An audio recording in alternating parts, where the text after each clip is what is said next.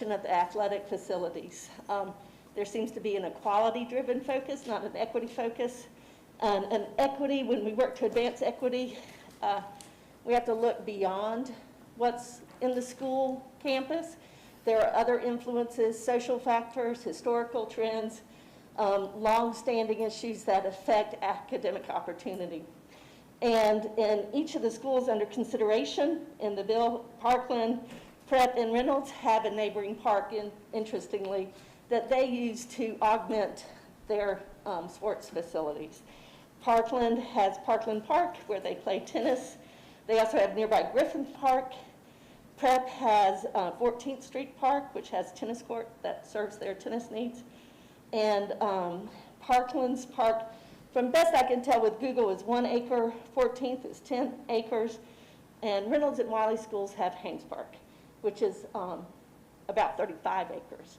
And Reynolds, although it's often stressed that Reynolds has 0 fields or no playing fields, they actually have 1 playing field, and they use Wiley for baseball games, softball games, baseball practices, softball practices, track practice, tennis courts, and fields. Thank you, Ms. Cohen. And it should be acknowledged as such. Thank you. Thank you. Next, we have Liam McCarthy.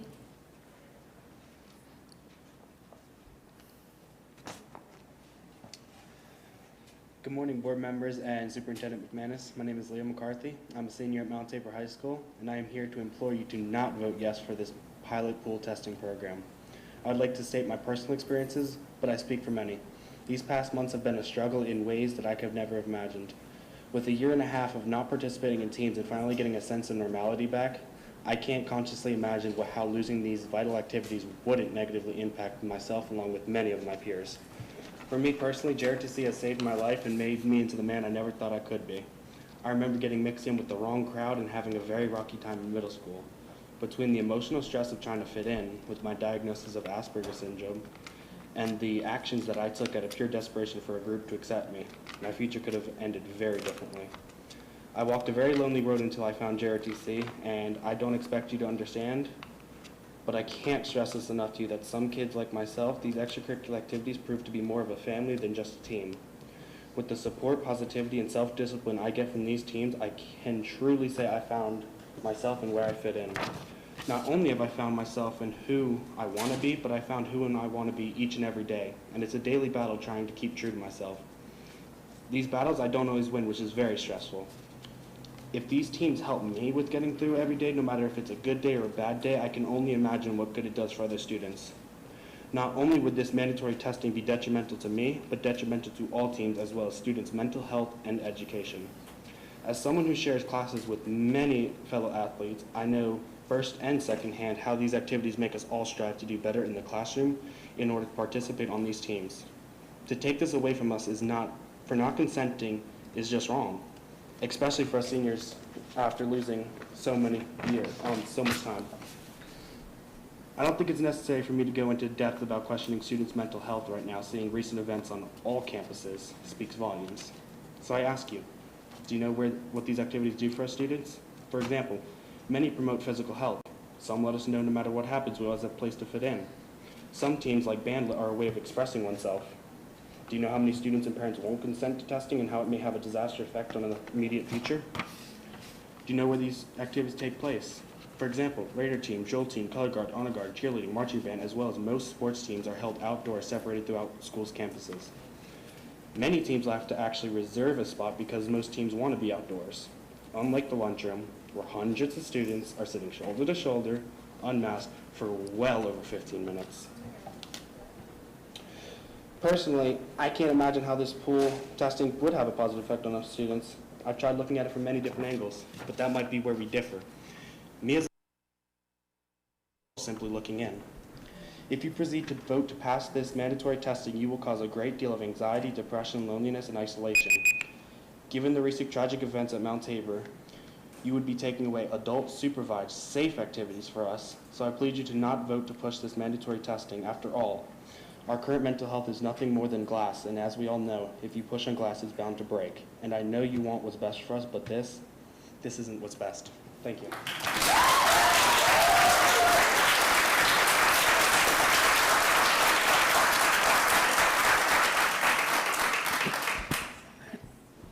Liam, you attend school in a great district. That was well said. Thank you.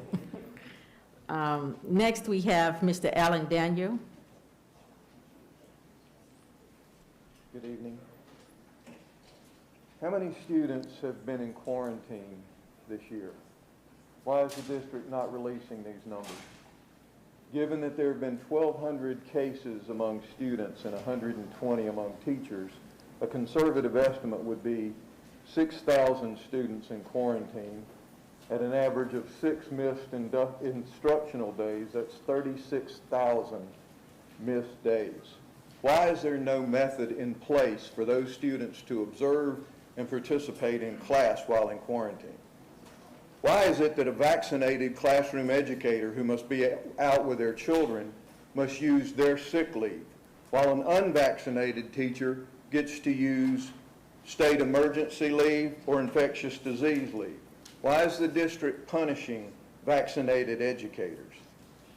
Why was nothing done prior to the start of school when case numbers were rising exponentially to accommodate more students at Virtual Academy?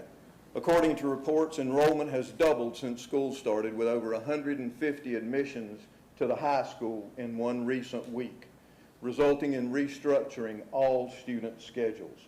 According to some reports, class sizes exceed 50 and maybe as high as 80 students. Why, with all these outstanding issues, is the board considering spending 1 second talking about spending 1 penny on athletic facilities that will benefit a few hundred students? If the board is okay with dipping into the savings account, how about dipping into the savings account to address the impact issues that will impact 60,000 students and classroom educators? Maybe paid leave for vaccinated classroom educators. Maybe fix all the leaky roofs. Maybe fix all the HVAC systems. Maybe pay higher wages to recruit more educators and bus drivers. Thank you, Mr. Daniel. Next, we have Harold Eustache.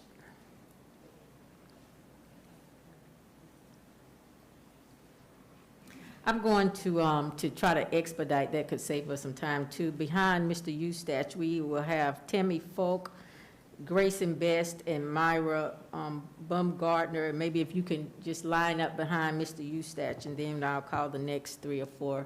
You can socially distance. That would be helpful. Thank you. Yes, sir. Thank you, Madam Chair, Superintendent, and the board. Thank you, guys. I know this summer a couple times I've come up here and I've said some negative things, but I do see a positive thing that I saw on the agenda, and that was item D, accountability data release. And of course, the numbers weren't positive. I think it showed that all students dropped off on their EOG scores precipitously. Particularly black students had, I think, among all grades, were at 13% proficiency in reading, and that is troubling on every level. But it looked like what the school system said, or what the recommendation was to take ownership of their learning and make sure every student has equal access to resources. And that's what we really should be doing. And really, really quick, what I want to talk about is think law, and why equal access to resources, as I've said before, is different than equity. Equity is about promoting equal outcome. It's saying if every student has equal access to resources and the outcomes aren't equal, then something is wrong. That's not how our society works, and that's not how we ought to build a school system to tell our students how to learn. Particularly, I think law picks out black students and essentially tells them that they're a social project, that they can't succeed, that you're just a problem to be fixed. And telling them that you're just a victim, instead of telling them that you are a victor, that you can compete, that you can do anything in your life. Not that, and again, telling white students as well and black students that this is what black students ought to think of themselves. And it's just unacceptable to bring that type of attitude into our school system. Thank you. Thank you. Next, we have Tammy Folk. Good evening. You all know me. I've emailed you many times. I just want to talk about masking. What is the end game? How long are we going to keep these children masked? Where's the data? Where's the data showing how many kids have been sick? Is that available? And after my grandchildren come home from school and talk about having a headache, not being able to hear their teacher, not being able to be heard themselves, it's very disturbing. And Dr. O himself said that to children, COVID was a cold. He called it a COVID cold. And he himself had COVID, probably when he was addressing us that night. That's why he didn't show up. But the mental health of our children, the physical health of our children, are we not thinking about this? Are we not thinking about every child who is in school? It's very disturbing to me. I beat Delta with no medication. I beat Delta with the Alpha and the Omega. God is the author of death and life. And no amount of masking, vaxxing, hiding is going to change that. When it's your time to go, you're going. And most of the people actually that I know that have died recently have died of something else. And my mother used to say, mark my words. So I'm going to say, mark my words. Somebody's going to pay for what has happened to these children. The suicide rate, the depression, children who won't even take their mask off when walking down the street. It's disturbing. I'm so upset. Every day I'm distraught thinking about my grandchildren going to school masked. And this is Jocelyn. She's going to stand in for Grayson. Thank you. She's 7 years old, and she goes to school at Louisville. He's going to bring you a microphone, honey. Go ahead. She's never held a microphone before. Go ahead, honey. She's nervous. Don't be nervous. What's your name? Selena. Hey, Jocelyn. Hey, Jocelyn. You don't have to be nervous. You want to tell us your favorite teacher's name?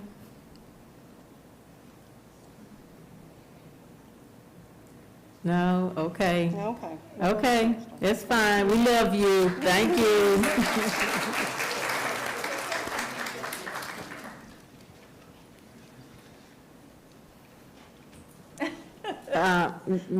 Miss Grayson? No. Okay, she, I'm Myra. okay, thank you, Myra. Thank you, Chairman Woodbury. Thanks for having me today. I'm here to talk about y'all's fund balance. It's a little concerning. You guys have gotten so much money from the federal government, like manna from heaven, and you've set it aside for SEL, CRT, equity, all the other words we use these days to define what it is. And if you look at the agenda, you guys are setting aside this 6 to 8% again for those programs. I just can't see why we would want to do that when a lot of these parents here don't even support these programs that you all continue to push with the white shaming and the victim creating. I have a thought. Maslow's hierarchy of needs says safety is a fundamental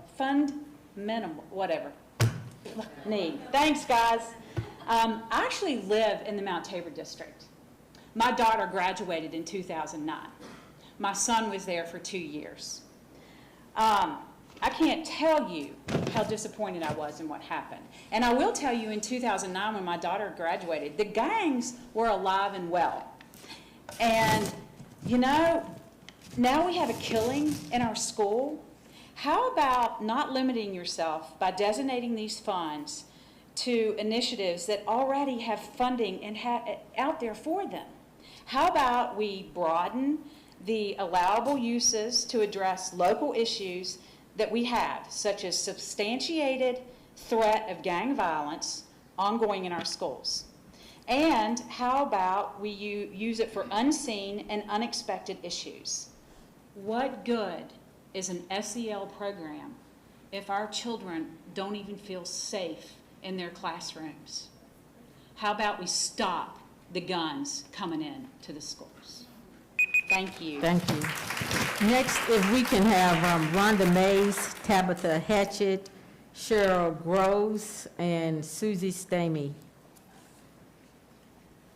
Good evening, Chairwoman Woodbury, Good evening. the board, and Superintendent McManus. I'm Rhonda Mays, and I'm speaking as an individual. I am standing here this evening around the issue of safety. Safety, as far as our physical safety, as well as our, our health. I would like for you to continue to mandate that we continue to wear masks in the schools, inside the buildings, on our buses, because of the fact that this is still an issue with the pandemic, and we still have people impacted by it. We have students who are impacted by it. We don't want children or any of our educators to continue to have to contract this virus. So whatever we can do to lessen, I know nothing is 100%. As the young woman before, a couple of people before me, we can't prevent everything. But what we can do is put some measures in place, and that's masking. I would also like for us to look at more carefully about the clear bags being used. Really, let's do some deep diving to find out, is that a necessity? And if so, how do we go about making certain our students have the clear bags? And the issue about these metal detectors is a big issue for me. Standing here as a black female, standing here as a person who advocates for social justice, I have major issues with thinking about us having metal detectors and our kids walking through those each and every day. Please reconsider that as well. Thank you. Thank you. Ms. Hatchett?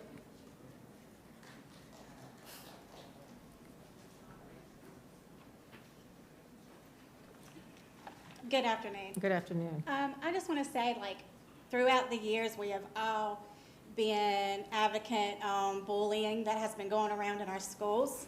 So most kids live by an example. So I would love for y'all to give an example and not bully our kids. Our kids are being harmed by wearing these masks. There is more cases of RSV going around, strep going around, because they are in a mask breathing in all the germs from their mask, from coughing, sneezing, touching other objects, and then their mask, taking them on, laying them down, putting them back on. We're not giving these kids a mask every 30 minutes. Also, we are intimidating these kids. These kids believe that if they get a headache, that they've got COVID all of a sudden. You think all the diseases just disappear? You're harming our kids. You're intimidating our kids. You are also coursing our kids. Kids these days are like, we can't go to school without a mask. It's a perfect example of being coursed. We cannot do any after-school activities because they want to test us on a weekly basis, which is the definition of being coursed. It is time. We've all had enough. We're tired of coming in here and being heard over and over and over, but y'all are not listening to us. Y'all are going right back to where you come from and doing what y'all want to do without taking in consideration of what y'all are doing to these kids. The bullying has to stop. The child abuse has to stop. We live by an example, and the example y'all are setting is bullying is okay. Being coerced is okay. Not drawing your own conclusions from the world is okay. Let these kids think for themselves. Let the parents think for themselves as well. Cheryl Groves?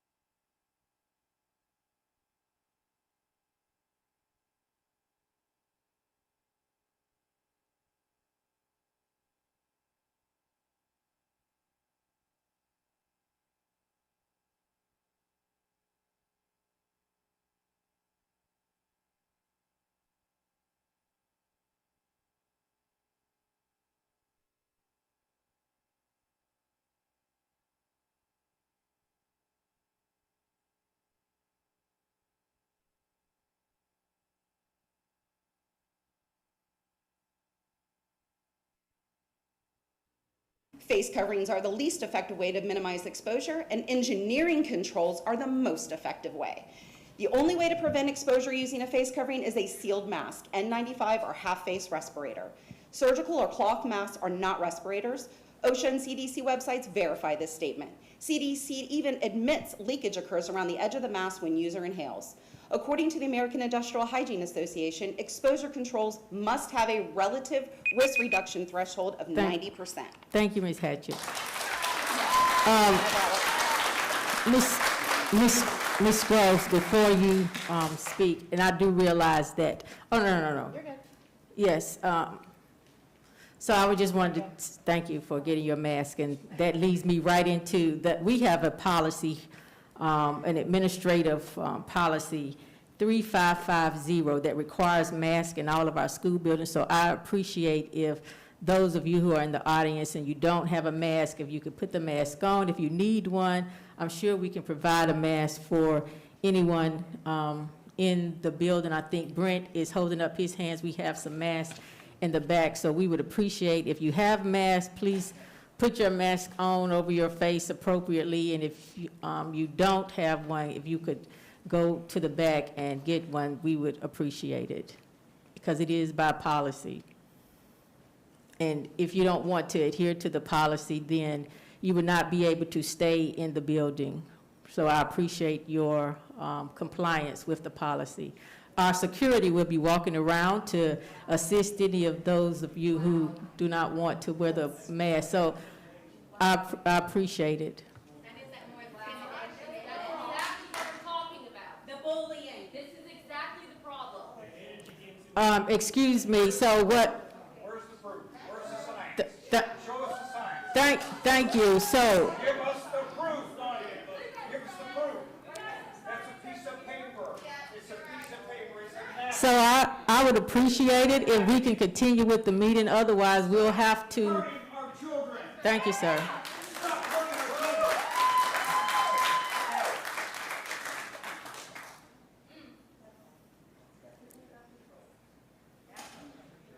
Thank you for your compliance. And Ms. Groves, thank you.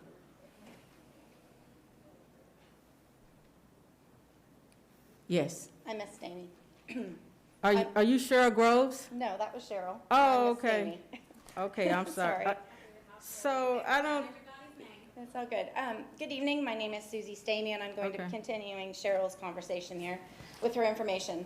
Face coverings only have a relative risk reduction threshold of 5 to 10%, and therefore do not meet 90% threshold. American Industrial Hygiene Association also states, in light of the limited level of relative risk reduction offered by face coverings and masks, the AIHA has recommended engineering controls be used to reduce the risk of exposure in indoor environments, which is anticipated to reduce the transmission of disease even in non-healthcare settings.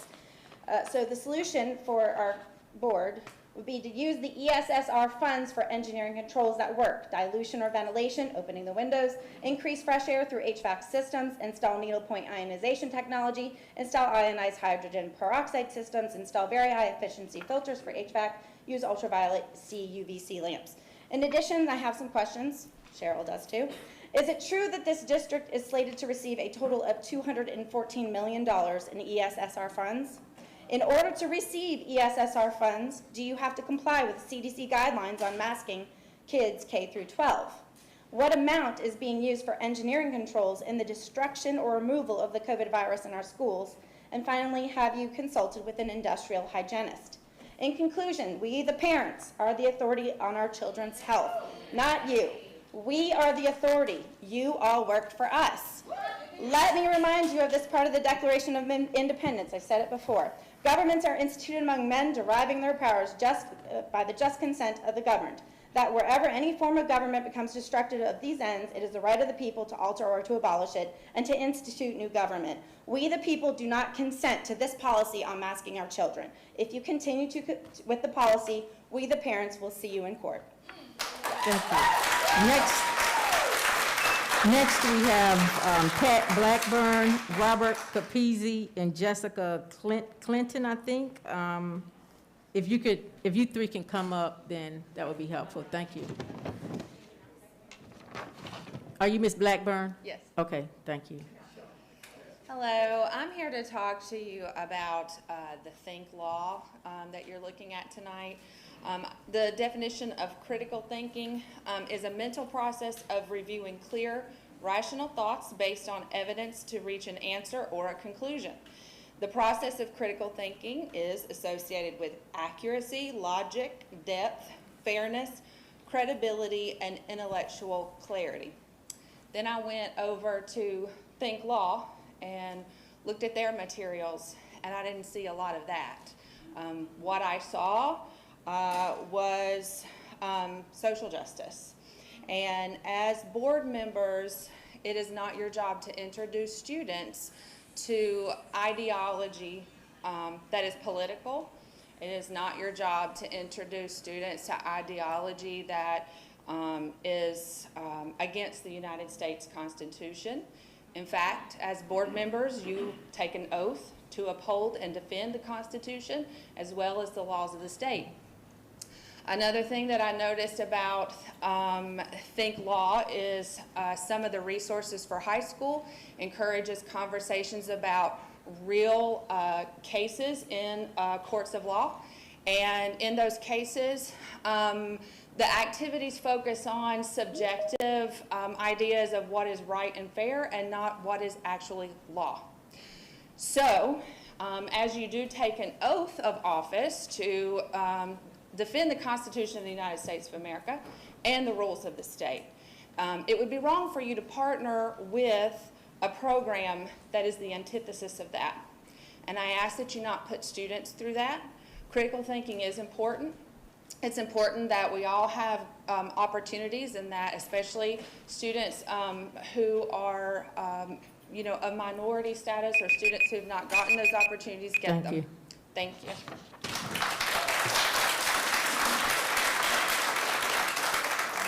Mr. Capizzi.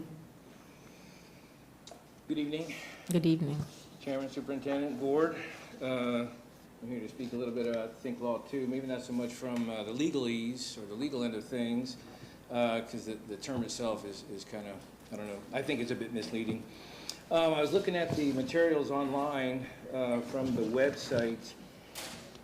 Let me just read this first thing here, the background information and description.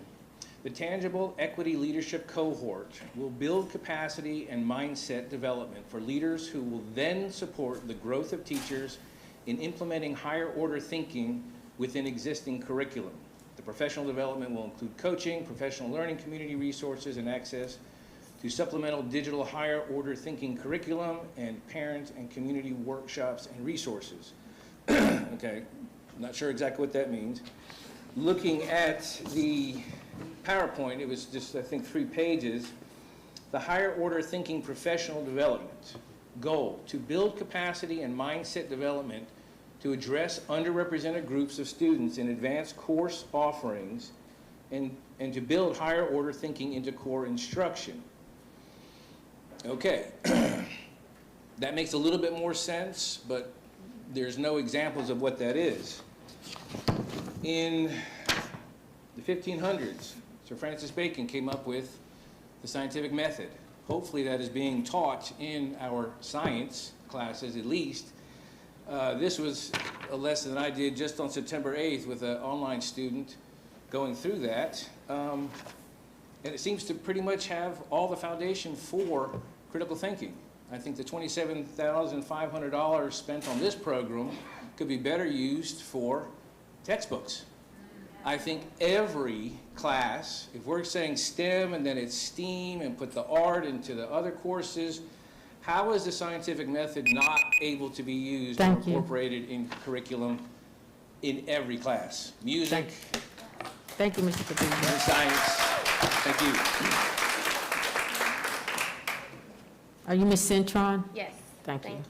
Good evening. Good evening. So obviously, as a people, there's always going to be a division in beliefs, and that's what we're seeing here, and that's okay. We must accept everybody's opinion and respect it. My issue is this: if COVID is such a big deal, why are our desks pushed back together? Where's the social distancing in the classroom? Why have they taken the covers off of the water fountains? Why are children drinking one after another, but still needing to be masked? Who is sanitizing after every child has touched this water fountain? And these kids are sitting side by side coughing on each other. Maybe COVID isn't real, maybe it is. But the issue is this. If it's an issue and our children are in danger, why is this happening? Where's the transparency? I'm a school bus driver as well as a parent. We're putting 3 children to every seat to try to pack these kids on because there are drivers who have come down with COVID and cannot work. No parent knows this. These children are riding buses with other children who have gotten COVID and drivers who have gotten COVID, and they're not telling the parents. We have no idea that our kids are sitting next to children that have gotten COVID. That's close contact. That is a violation of our rights to know. Also, why are we not allowed in the building? I want in. That's my child. I have every right to know what's going on in that building. We don't have any more virtual check-ins. I can't even see what's going on in my child's class. And they have the nerve to stop me at the door? I brought this into the world. And you're not going to tell me that I cannot come and check on how my child is being treated. That's the reason why I took my children out of the schoolhouse. And they're back in virtual academy. And I'm encouraging every parent who can, pull your children out. If you don't like what's happening, stop it. Stop it, because they're going to keep making decisions for us, because there's not enough of us here. Thank you, Ms. Intron. Thank you. And lastly, we have Stephanie Richards and Nathan Parrish.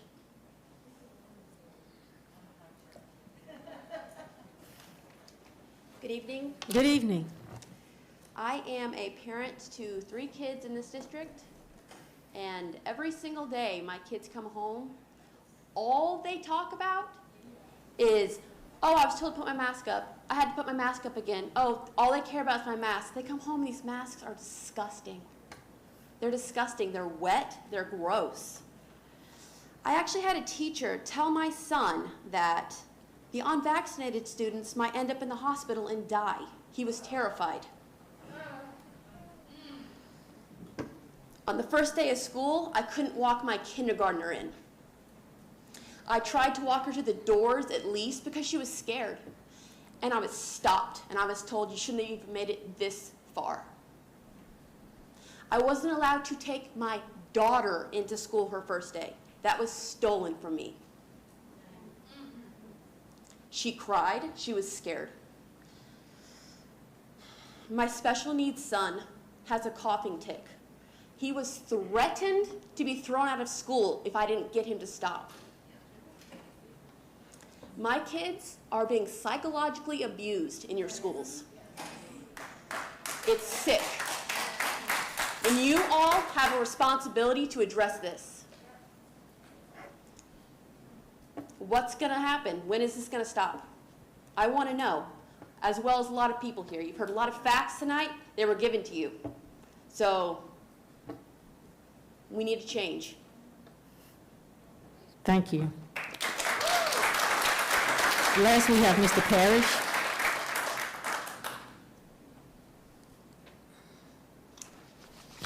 Good evening, Chair Woodbury. Good evening. And members of the board, Superintendent.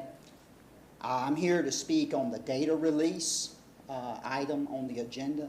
But before I speak to that, let me first of all just say a word of thanks to you all for your service, your patience, your professionalism, and you're serving in a time of really unprecedented challenges and really severe community pain. And so you've got a tough place there. And I know you ran for the office and all that. I just want to say thank you before I say anything else. So beyond that, when you look at the data release, and we're going to see that in a minute, I don't think any of us are going to be surprised at the drop-off that we're going to see in the last year that data was taken. We should expect to see that under the circumstances. What I do want us to pay attention to, though, is the fact that that's not something unprecedented and new. Even in the data report that will be shown, we see it going back to 2012, huge disparities and gaps, what are called achievement gaps in the literature. There's a lot of different words for it and names for it, that range anywhere from 30 to 40 points on average. and that was consistent in the last year's data and back in 2012 as well. We have to address this, and as a member of the Coalition for Equity in Public Education, we submitted back in June to you a series of recommendations. Among those recommendations was one that raised the issue of concentrated poverty in our school system. We have far too many schools of high, super concentrated poverty. I'm not going to have time to look at all these statistics that I brought. I have a report here. There's plenty of data out there. We have to dismantle schools of high concentrated poverty. That is one solution in the direction of greater equity in our school system. Thank you. Thank you so much. The next agenda item is the superintendent's update. Thank you, Chair Woodbury. I just have a few updated items, not about other agenda items, but just a few general updates. Go ahead, Kevin, I'll just tell you when to. So here is just a look again at our total enrollment as of September 27th. We can see that we have a total of 52,266 students, and you can see breakdown. That does not include the 876 of our pre-K students as well. Immunizations. So last week, districts were going to be required to exclude students based on this law about health assessments and immunizations for, I think it's in students in kindergarten, 7th, and 12th grade. Luckily, the governor has issued a new executive order that would suspend that till November 30th. So luckily, we have about 2,000 students that would not need to be excluded at this point, but that there's still another part to that order, though, that by October 8th, there has to be a proof of an appointment to get that. We have talked to the health department, and they're going to be running some clinics, some health clinics to help with this, so that families that cannot get into a doctor due to just timing and could go to these health clinics. So we'll continue to get messages out about health clinics to hopefully get all of our students in compliance so they don't have to be excluded. Transportation. So last time we were here, Lauren Richards gave some updates on transportation. So there are some things I wanted to bring to your attention tonight that one of the things that our drivers have had to do or have been asked to do is would they take on additional runs as a result of some of our shortages and some of our transportation challenges. And so those that are receiving, have been informed they are receiving $20 per additional run that happens. Again, our ultimate goal with all of this is students being to school on time. And we still have some that are not. I was at a school on Friday, and there were students that were still waiting for their bus, and I had been there with them, and I visited classrooms, came out to leave, and they were still waiting, and the bus was on the way. But those are the kinds of things we're trying to combat so that every student can get to school on time. The double runs are a necessity right now, and so we appreciate drivers doing those, which is why we have offered this bonus, plus the attendance bonus that we have now brought back. So that describes that. I have weekly am meeting bus drivers at the ramp just to say thank you. I'm not holding them up because that would not be good. That would be against what we're doing here. But just to get kids off the bus and say thank you for what you do, and if there's any feedback that you have, and I've been getting feedback from drivers and the team, that some very doable things that I think will help them. Charter service began. I wanted to make sure I reiterate why charter service was even partnered with, and this is Black Tie. They just started their routes this past yesterday, and that was to pull off some routes that were not having to stop on the street, but the shuttle runs that would be between schools, the magnet shuttle runs, so that we could pull routes off drivers so that they could actually then get to other routes that are possibly delayed or late. And so that is a temporary fix. We are continuing to still recruit for drivers, but that did start Monday, and hopefully it will alleviate the need for those runs to be done so that our drivers can pick up the other runs and have them be on time, so that every student, again, our ultimate goal with all of this is every student being on time. It's a short-term fix for a longer-term issue. But again, we're going to continue to work on recruiting drivers and providing supports that will allow us to retain our amazing drivers. I've met the most amazing drivers in the past 2 weeks who have been doing this, many for a long time, and they are just doing a fantastic job, and they're so good with our students as well. So thank you to our transportation our team and our drivers. Next, we have just formed, there is a national organization. It's called the National Alliance for Black School Educators, and this is actually a North Carolina alliance. We are just started an affiliate. We are one of 3 districts. It was us, Wake County, and Cumberland County have just started an affiliate chapter within our own district. This is the first time we've done this. And really, you can see the vision and mission of NC-APSE, but just wanted to update the board that we have started a local chapter. Wallace Foundation, on the 29th, which is tomorrow, there will be a national press release that calls out the 8 districts that were selected for this. And so you've heard about this already, but tomorrow will be a national press release that goes out to, Ed Week and other national type of magazines and news coverage. And so we wanted to make sure everyone knew about that because we'll also then follow up with a press release on Thursday. But we're very excited about it. It's focusing on our principal pipeline and our leadership pipeline to make sure that our leaders are well prepared to move into those roles and that we have a strong sustainability plan as leaders move on or move into other roles. Engaging Schools update. This is work that we have started around changing our student code of conduct, character, and support. We are in the process of phase 2. Phase 1, you can see, was completed, and you can see all the actions that have been taken. Right now in phase 2, there are many stakeholder groups that are being pulled in to meet with the folks from Engaging Schools to gather feedback and input so that as we revise the student code of conduct, character, and support, that the voice of parents and community members and school-based staff and district staff are heard in that. And one other thing, I think this might be my last one, is Reading Warriors kickoff. So in 17 of our elementary schools, we are now starting with a Reading Warriors program.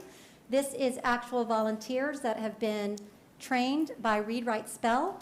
They're actually implementing, it's 2 days a week that students that need additional supports in reading will be receiving 2 days a week, 30 minutes each with an actual program. So it's not like the volunteer has to try to find stuff to do, bring in. It's an actually trained program. And so just thank you. I think we've had about 60 or more volunteers already sign up for this who will be going into schools working with kindergarten and first grade specifically. This is in support of our 90 by 25 literacy goal that all of our students in kindergarten now will be proficient no later or higher no later than 3rd grade. So this is is kicking off, and there was a big kickoff was just at the end of last week. That was my update for now, and more to come. I think Board Member Kaplan had a comment. Yes. Yes, thank you. I want to add to what Superintendent McManus said about the bus drivers. I had the amazing opportunity last Thursday to ride with a rock star bus driver. Her name is Vernita Oaks, and she's bus 907, so I want to give a shout out to her. She's been with our district for 23 years. And she also introduced me to some other bus drivers who have been working for the district for 30-some years.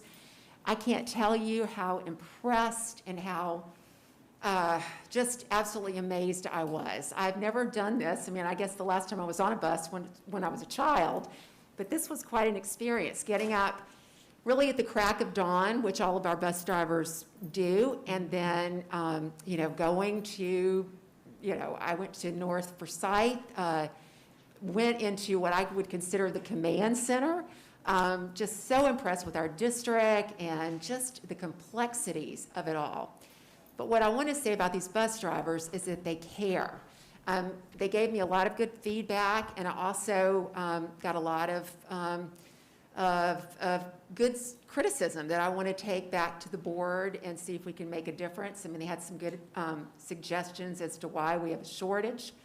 But this particular bus driver that I was with, she cleaned her bus at like 4 times. Every time. She had 4 different school routes. And she didn't just clean it. I mean, she went beyond. She bought supplies that we don't even offer. She would mop and sweep the buses. And beyond the fact that she kept it so clean, she also cared about the kids, and she worked with their She had a plan where on Mondays through Thursdays, the girls got off first because she wanted to teach the boys about manners and etiquette. And then on Friday, the boys got off. But she ran a tight ship. All the kids respected her. I just want to say that I was so excited to be a part of that. I know Alex also did a day with the bus, and it was incredible. And so I just want to give a real shout out to the bus drivers, because they are the first faces that the kids see, and they are the last, and they make such a difference in the lives of these children. So thank you to all the bus drivers. Thank you, Board Member Kaplan. Madam Superintendent, I just wanted to had a question about your slide relative to bus drivers. So I think I saw a $200 bonus per quarter for attendance, and then $20 per extra route. So it's not, that's just, you get $20 if you take on an extra route? A day. And when I asked about how many could someone take on and still not have kids getting to school at 2 hours late, Yeah. I was told it's about 2, so it could be about $40 extra a day. A day? Mm-hmm. Because the ultimate, one of the things I think at the end of the day, and I think we've talked about this when we looked at bus driver pay and sort of what other districts are paying. Pay is one of many variables, but it is a strong variable. And I think that even when it comes to incentives during this time, I don't know, when I looked at these numbers, I was like, my initial reaction was like, I felt like we could do better than that. So that's all I just have to say. The next item, thank you for sharing that with us and bringing that to our attention. The next item on our agenda is the discussion items, and the first item is the JFK Construction Award by Colin Moore, our Director of School Construction Planning. Yes, good morning, Madam Chair, Ms. McManus, and other board members. Brought to you at the work session in September, the John F. Kennedy High School renovation project, and I made some comments, and some board members interpreted that the project was over budget, and I confirmed that. So I'm bringing you tonight the information that we've gotten through negotiations with the low general contractor. You have in your packet the bid tabulation. This was a bid job with what we call pre-qualified bidders. We determined a list of bidders based on qualifications, and they bid. We had, I think, 5 bidders submitted pricing, and New Atlantic Contracting in Winston-Salem was the low bidder. However, they were over budget. A summary of our construction contract, the original low bid came in at $21,750,000. So we proceeded from there to do some value engineering, attempted to find some ways that we could potentially save costs on the construction contract without sacrificing programming or other elements of the building. So we did arrive at about not quite $1.8 million in accepted value engineering.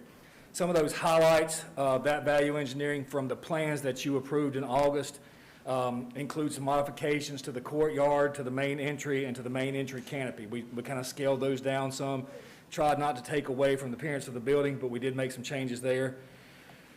We originally, on the drawings, had a bridge going from John F. Kennedy to the Career Center. There's currently a bridge that takes you there now. We had some consultation with the Career Center, with Carter, with Kennedy, and it didn't recognize any ill effects for removing that bridge. So we saved a significant amount of money by doing that.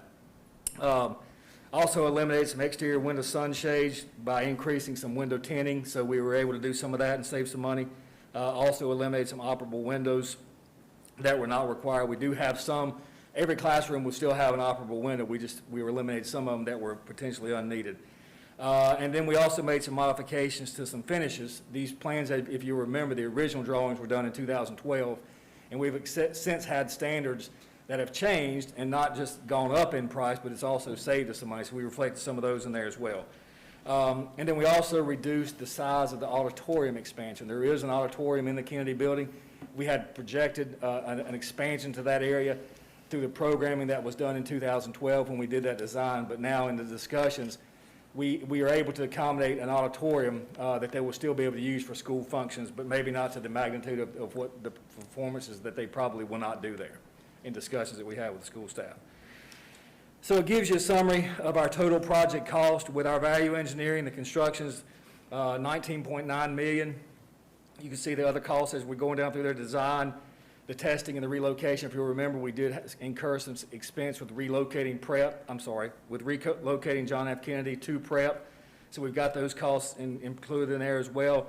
We were able to reduce some of our originally estimated site improvement costs by including that in the construction contract, so that made that go up, but we also were able to reduce that. We have our standard numbers in for furniture and equipment, instructional media, and for technology. All told, at the end of the day, the total project cost is $22.7 million. Looking at our budget versus our cost, our original project budget, which we did include, that did have a budgeted inflation amount of $20.461 million.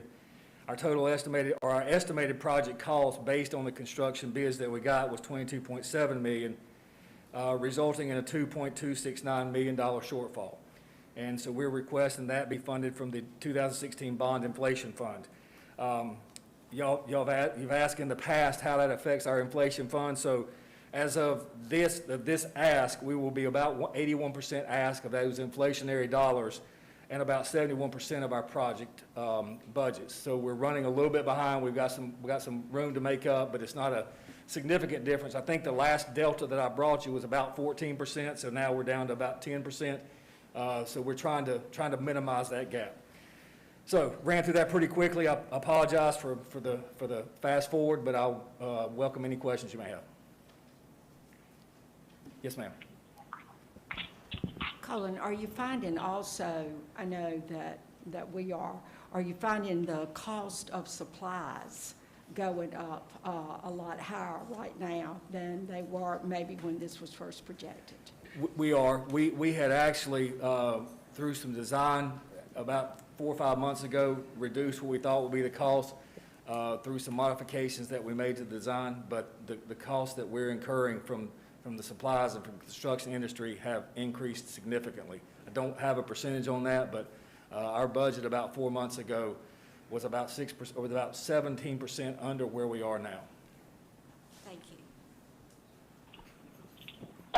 Chair Woodbury, this is Board Member Parker. I have a question. Yes, ma'am. So the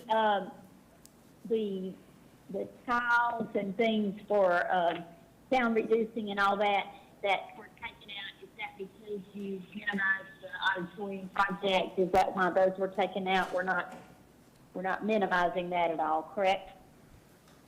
I'm sorry, Ms. Parker, you broke up and I was not able to hear your question. Did anybody hear the question? She talked about the reductions, and was any part of the project being minimized because of the cost engineering? Of the value engineering? Yeah. Not significantly. We engage not only staff, school staff, but we consulted with our operations department, maintenance, and other operations staff to ensure most of anything that we considered a value engineer, we ran by our staff before we did that. So we're comfortable in the number that we're presenting to you tonight, that we didn't reduce that scope significantly. Okay, thank you. And I will add, that value engineering list is included in your documentation as well.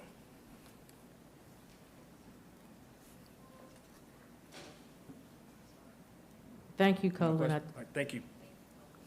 The next discussion item is the proposed change for the next regular board meeting. I think the superintendent had a request earlier on to actually come back to the board about the proposed date at our work session in October.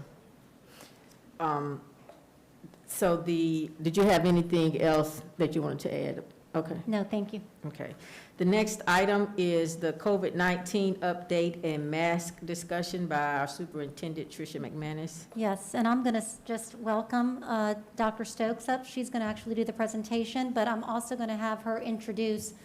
We finally, after about 6 weeks, have our new director of nursing, and I'm going to allow Dr. Stokes introduce her, and also 2 members of our district COVID team. One is our our lead contact tracer, Shayna, who she'll introduce her as well, and then Emily, who is in charge of all the data. So tonight you're going to see a lot of slides about what our current data has been looking like since the first day of school.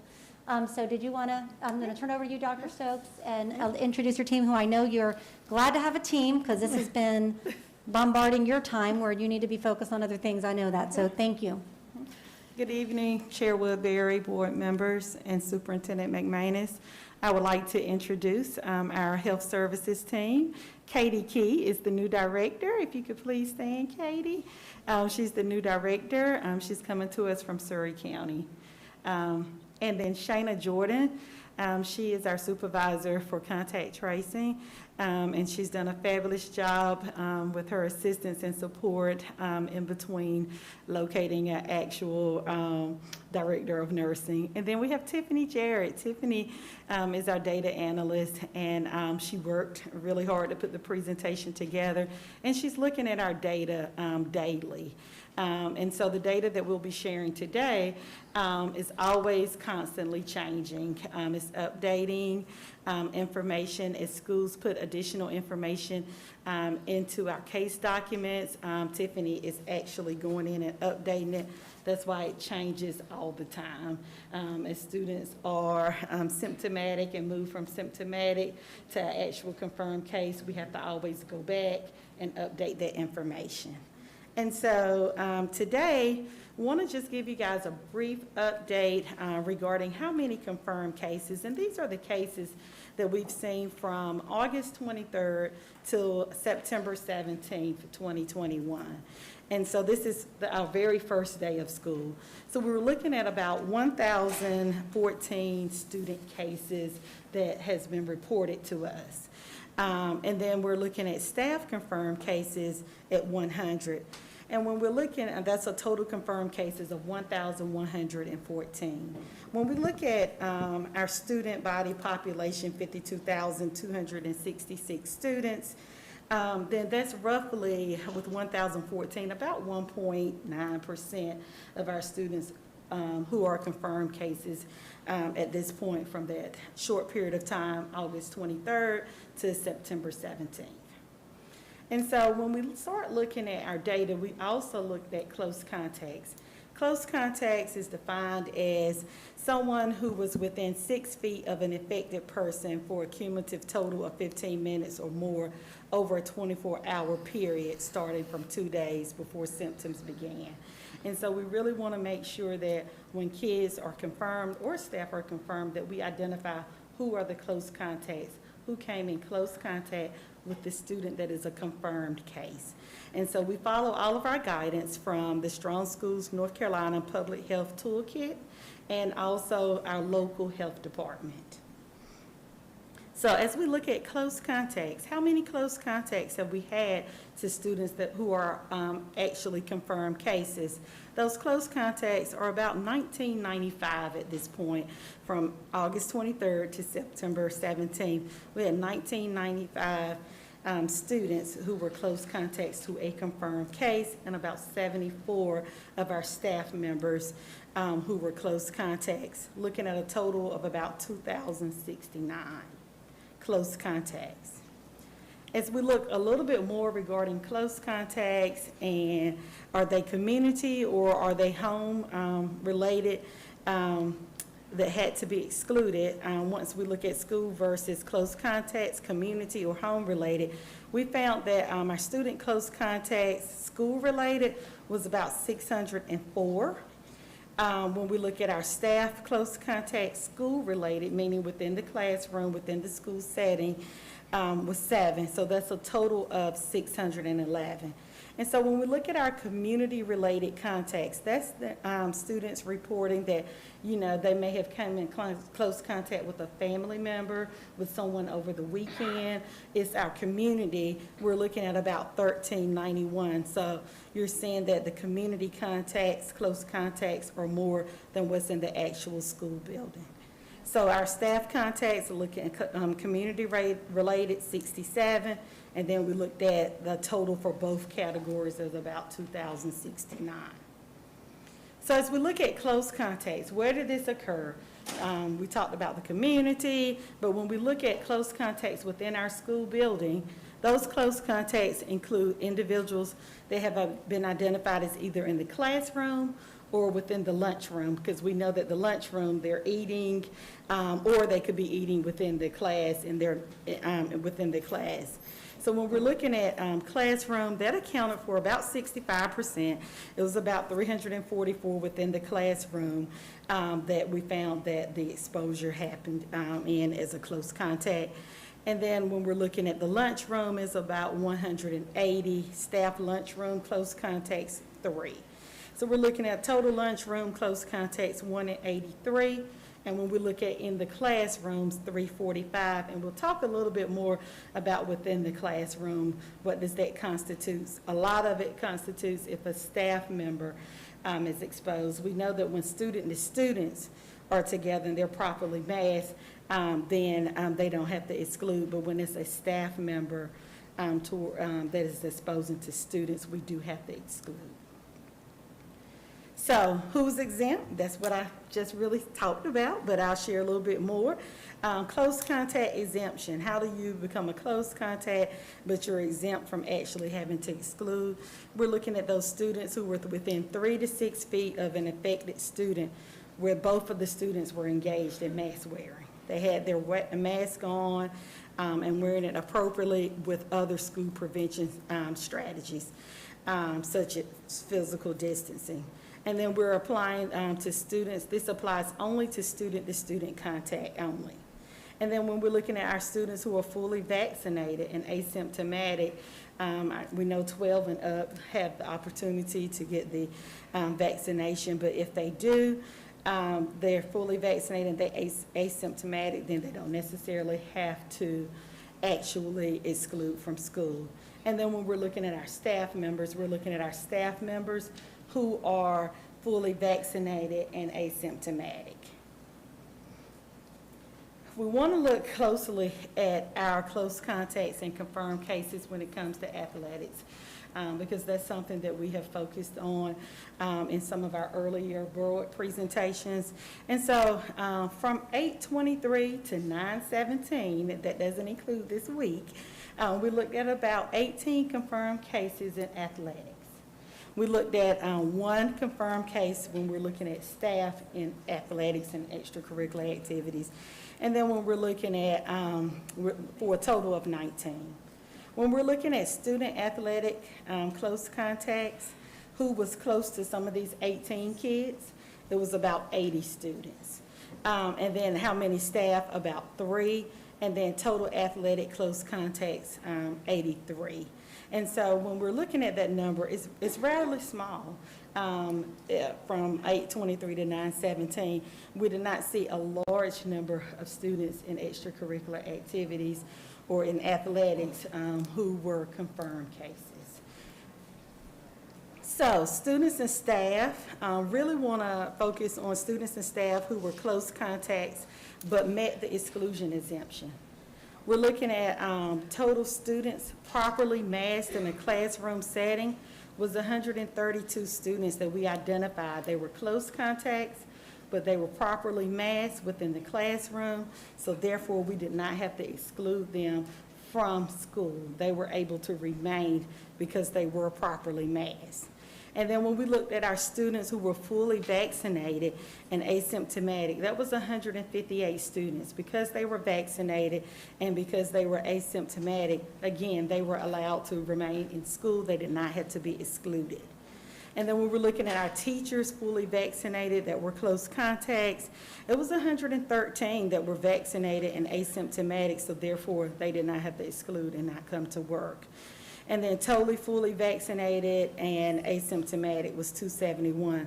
So in all, we were able to keep, in that short time frame, 403 students and staff from being excluded from work or from school because they were properly masked and because they were fully vaccinated and asymptomatic. And so we were able to keep learning going from teachers and from students. So as we look at confirmed cases versus, close contacts, we had 1,014 confirmed cases. And then close contacts who were close to those confirmed cases was 2,069.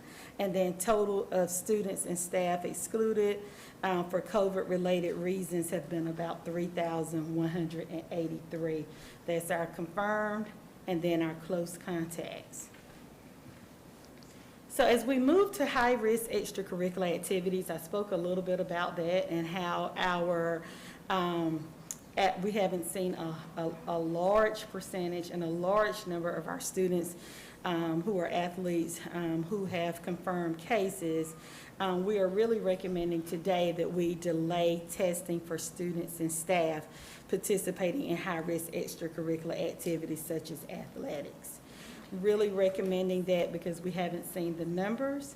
And then for another reason, we want to focus on providing diagnostic testing for students and staff who are asymptomatic. We have really had a call from the community, from parents, when students are coming to school and they may have that cough, or they may vomit, or they may have some of the exclusionary symptoms. If they're able to get a test immediately, right then we can go ahead and rule out COVID so that they don't have to miss additional days out of school. They can, kind of miss that 24-hour period, feel better, no symptoms, no medication, and then they can return immediately back to school without us waiting for them to find a location for testing, because that has been difficult, and then for them to wait for the results to come back, and sometimes it can take up to days, and meanwhile they're out of school. And so we're really wanting to shift our focus to that diagnostic testing of individuals that are coming in that are symptomatic within our schools. And then diagnostic testing will allow parents to sign a consent for their child who is symptomatic to be tested for free for COVID-19. And in addition, we really wanted to delay also to make sure that we have enough staff. And as we work with our health department to try to include more nurses within the schools, we wanted to make sure that we had enough staffing to actually be able to deliver the testing piece. As we look at COVID coordinators, those are our heroes within our schools. Those are the individuals that are working. This is not they have a full-time job, but they're also COVID coordinators within the schools that are assisting and supporting. Those individuals are contact tracing. If someone comes to their office and they're sick, they're the individuals that are asking questions. Those are the individuals that are finding out who was in close contact with students or with a staff member, and they're doing it for their entire school. And they've done a great job this year, but it is a lot. It's a lot different from last year when everyone wasn't back in school. So when everyone is back in school, there are more numbers, more individuals that may be sick, may be coughing, that they may have to come down and actually work with. So we're looking at, we have one that we've started out the year, but we really need to add an additional COVID coordinator for select schools. We really need to add some additional help and support for those individuals. So we're gonna add an additional COVID coordinator, one more. Maybe they can kind of split the workload. One person could do the contact tracing, could call, and the other ones could key the information, because it can take a long amount of time if there are a lot of students that are close contacts, as they're tracking them down and calling parents and finding out information. And then we're looking to increase also the stipend amount for those COVID coordinators to pay them more. We hear them, Shayna does a great job of talking with them, and we hear them when they say that it's a lot over top of their additional jobs. So we want to provide additional support to them.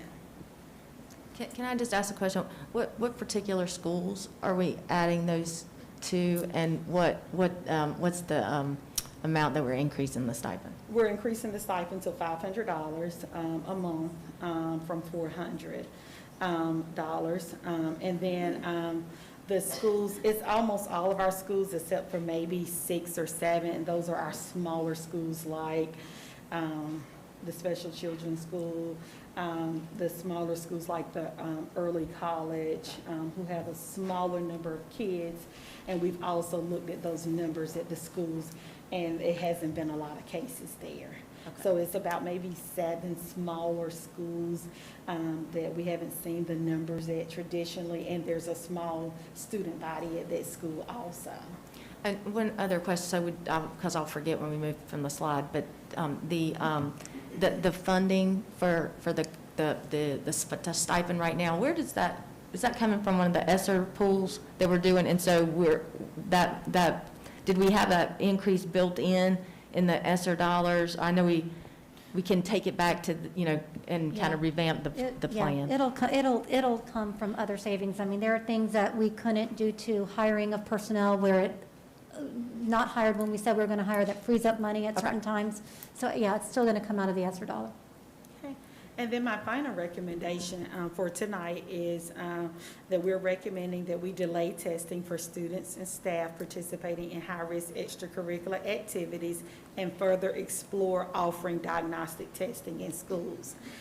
Then it is also recommended that students and staff continue to wear masks inside all school and district buildings. As you're aware, that vote was earlier, right before we started school, for us to look at it within 9 weeks. However, a new state law requires the board to start looking at masking policies every month. And so we want to go ahead and make that recommendation today. Dr. Stokes, quick question. We'll actually have about 2. The first is, when a child tests, when the numbers that we have for positive cases, we know those positives because parents have notified us of those positives? Yes, we know those because parents have been very transparent. They have called the school and they have indicated that their child has COVID. Or there has been some students to come to school, and when they came, they were symptomatic. They may have not been feeling well throughout the day, and then they were excluded and sent home, and they took a test, and then the parent reports back to us that they took a test. Sometimes they're taking the test so that they can rule it out so that they can get on back to school. However, the test comes back positive, and they report that to us. Okay, and then the second question I had was around the masking. So sort of supplemental to the sort of recommendations of people who spend their careers doing things like being doctors and things, and the recommendations that they have, we also are required by the toolkit where if children are not masked, so like let's say we went to no masking, then there would likely be an increase in students that are excluded, right? Because without the masking, we are required by the Strong Schools toolkit to exclude students who are exposed to have those close contacts. Is that correct? Correct, because to be exempt, it has to be student to student, and they have to be properly masked. But if they're not properly masked, we would see the numbers rise in the amount of students that we have to exclude, because that is a part of the toolkit. And how long are they excluded for? It depends. 10 days most of the time, but sometimes we get into household exposures with family members who cannot isolate. That means we have to use the same hallway, bathroom, and things of that nature, where it may be a little bit more than 10 days. It may be 14, or it could be possibly 20. It just depends upon the situation, but I would say we always start at 10. So I have a question about the, first of all, thank you so much for all you've done. This has been a super helpful presentation. One of the things I notice is that we keep using the words high risk associated with extracurriculars, and actually it looks like the data is showing that's a misnomer, that the extracurriculars aren't high risk. But So when we're talking about high risk, we're really talking about them, they're running, they're doing a lot of activities that will require, breathing and possible exposure to each other. So that's what we're looking at. But the data showing that they're not actually high risk. It's not a high No, percentage. Board Member Crowley, trust me, that is not the word we came up with. We're using the word, we're using the word that the state, as part of this pilot, the state calls the activities, yeah. What I'm getting at then is, They're not it says high-risk it's activities. recommended that we delay, and I'm wondering, why don't we recommend that we just cancel the testing? I guess not, yeah, it's just, I think the delay just prolongs the angst over this. Our recommendation to delay is really based off of looking at the numbers where we've been at for the last 2 to 3 weeks. As we move forward, the numbers may increase. And so when we're looking at that, we want to always look at the data. We want to see how many. We're at a good point right now. However, next week or tomorrow, it could be totally different. It could be a whole football team. It could be a whole soccer team. It just varies. So I want to continue to look at the data to see, okay, are we getting to a situation where there's more? We never know where COVID is going. Right. We had a little break where everything decreased and then it started back up. Okay, and then one other question. In looking at the close contact numbers, and those were about 2,069 total that were identified as close contacts. Are we doing any tracing to see what percentage of those close contacts actually end up progressing into being COVID positive? What I'm trying to figure out is, are we being more liberal or more conservative with who our close contacts are, and are we unnecessarily excluding students and staff, like we have a really high percentage that aren't ever getting COVID, but they've had to sit out for 10 days. Yeah, we're continuing to look at that. A lot of times it just depends upon if that information is relayed back. So for example, once the case document really tracks the confirmed cases, asymptomatic, and then the close contacts. And so if they don't necessarily, if that close contact was to become a confirmed case, then they do reach back out to us, or they, once the contact tracer calls, they do put a note in the system. So do we have a percentage of that? How many of our close contact students and staff that have been excluded from school ended up testing positive for COVID? I think, Tiffany, we can look into that, look into the notes to get that information, but we don't have it right now, but we could look into it. Yep.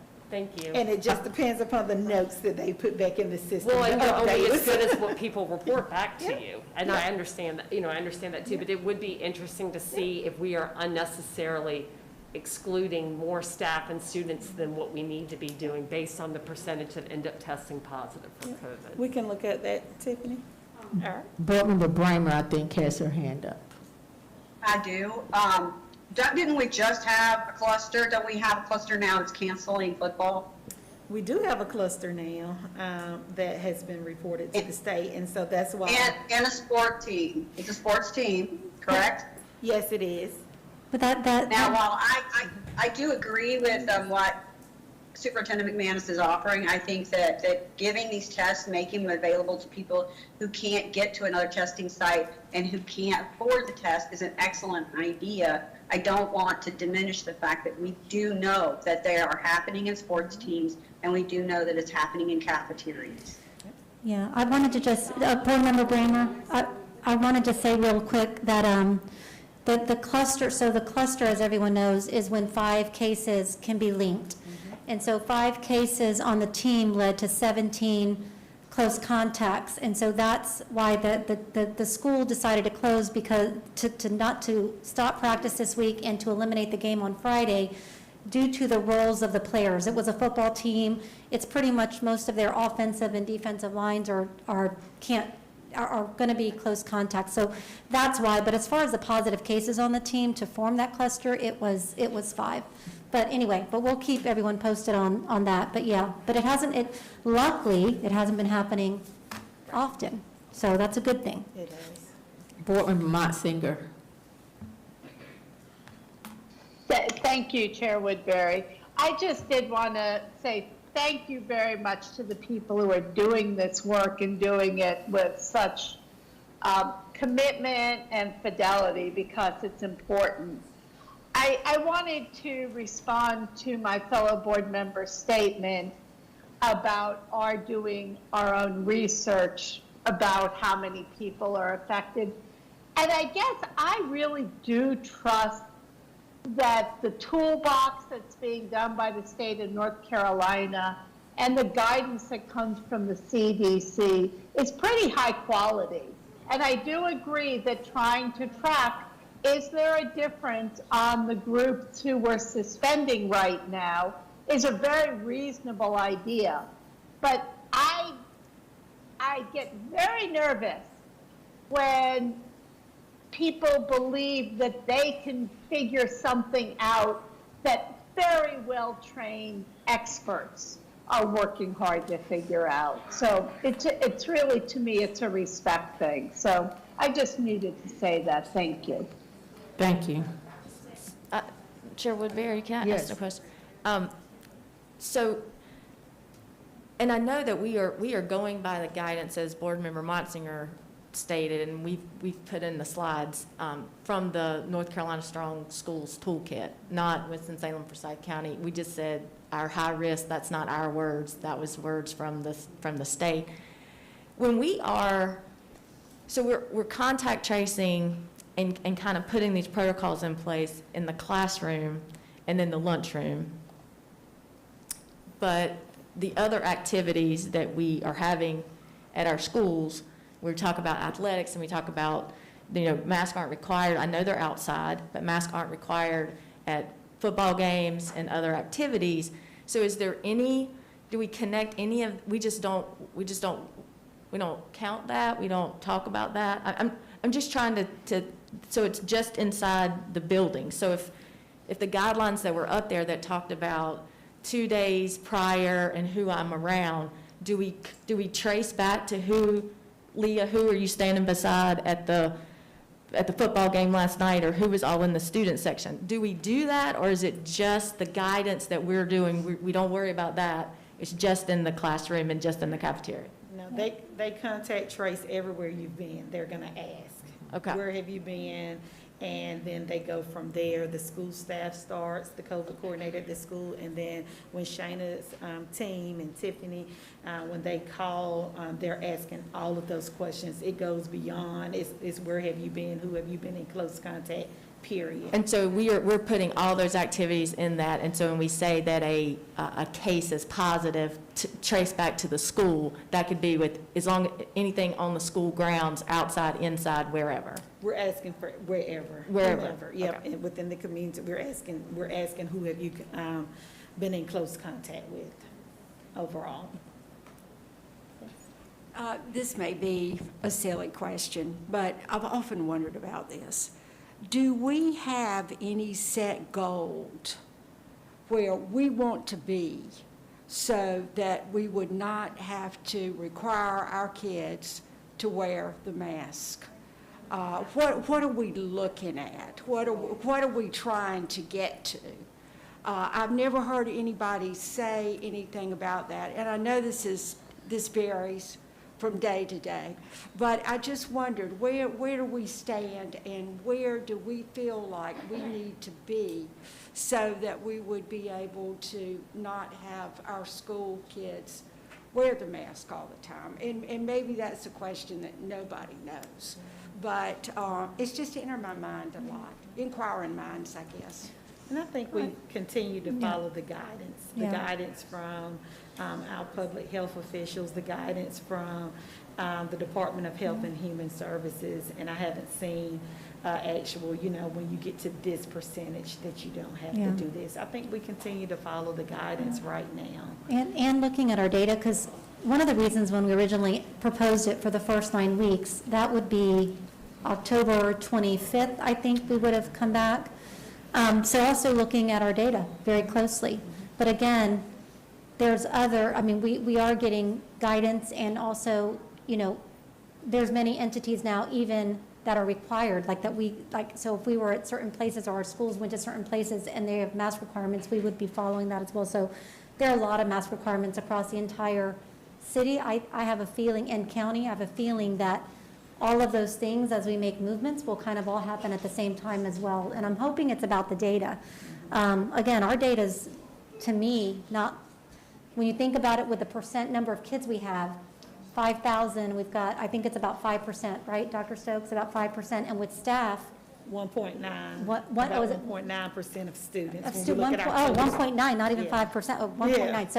So I mean, yeah, so hopefully that, but again, 400 more students would have been excluded, and how many more positive cases might have come from school? So again, we're going to watch the data, but we're also going to continue to get support of other folks, doctors, medical doctors, and our epidemiologists local, and follow that guidance. Well, I just wondered about that because, we keep talking about how many we have or if it's dropped or things like that. And I just wondered, where are we wanting to be? And I haven't been able to get it. I mean, I know we want it to be 0, but I just wondered, where are we on something like this as far as feeling positive that we won't have to wear the mask, for our kids. And maybe that's something that's not predictable. I don't know, but it's just something I've thought a lot about, and nobody's been able to give me any type of answer on that. Chair Woodbury, can I just also this is Dion, sorry. One other piece of information, just for information for the board. We are still under the CDC order regarding masks being required for transportation, public transportation conveyances. And so according to that CDC order, that applies to school buses as well. And so we would continue to be required to wear masks on school buses as long as that order is in effect. Just wanted to provide you all with that information. Thank you. There are no more questions. Thank you. Thank you. Next, we have the 2020-2021 accountability data release by Andrew Kraft, our Chief Equity and Accountability Officer, and Nicolette Grant, our Chief Academic Officer.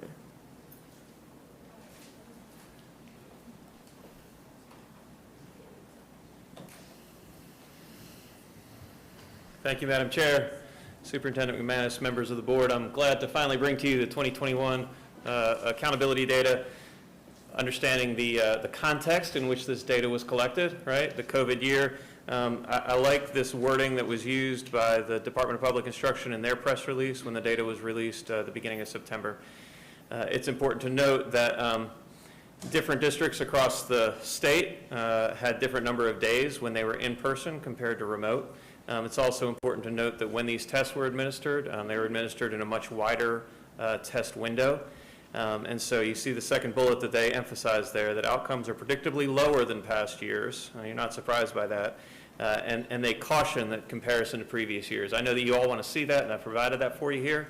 But it was an unusual year, right? And so we would expect to have very different results than we've had in other years. All right.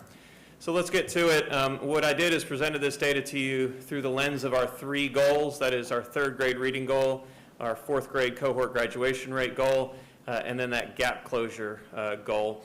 And the last thing I did is compared our district outcomes to other district outcomes.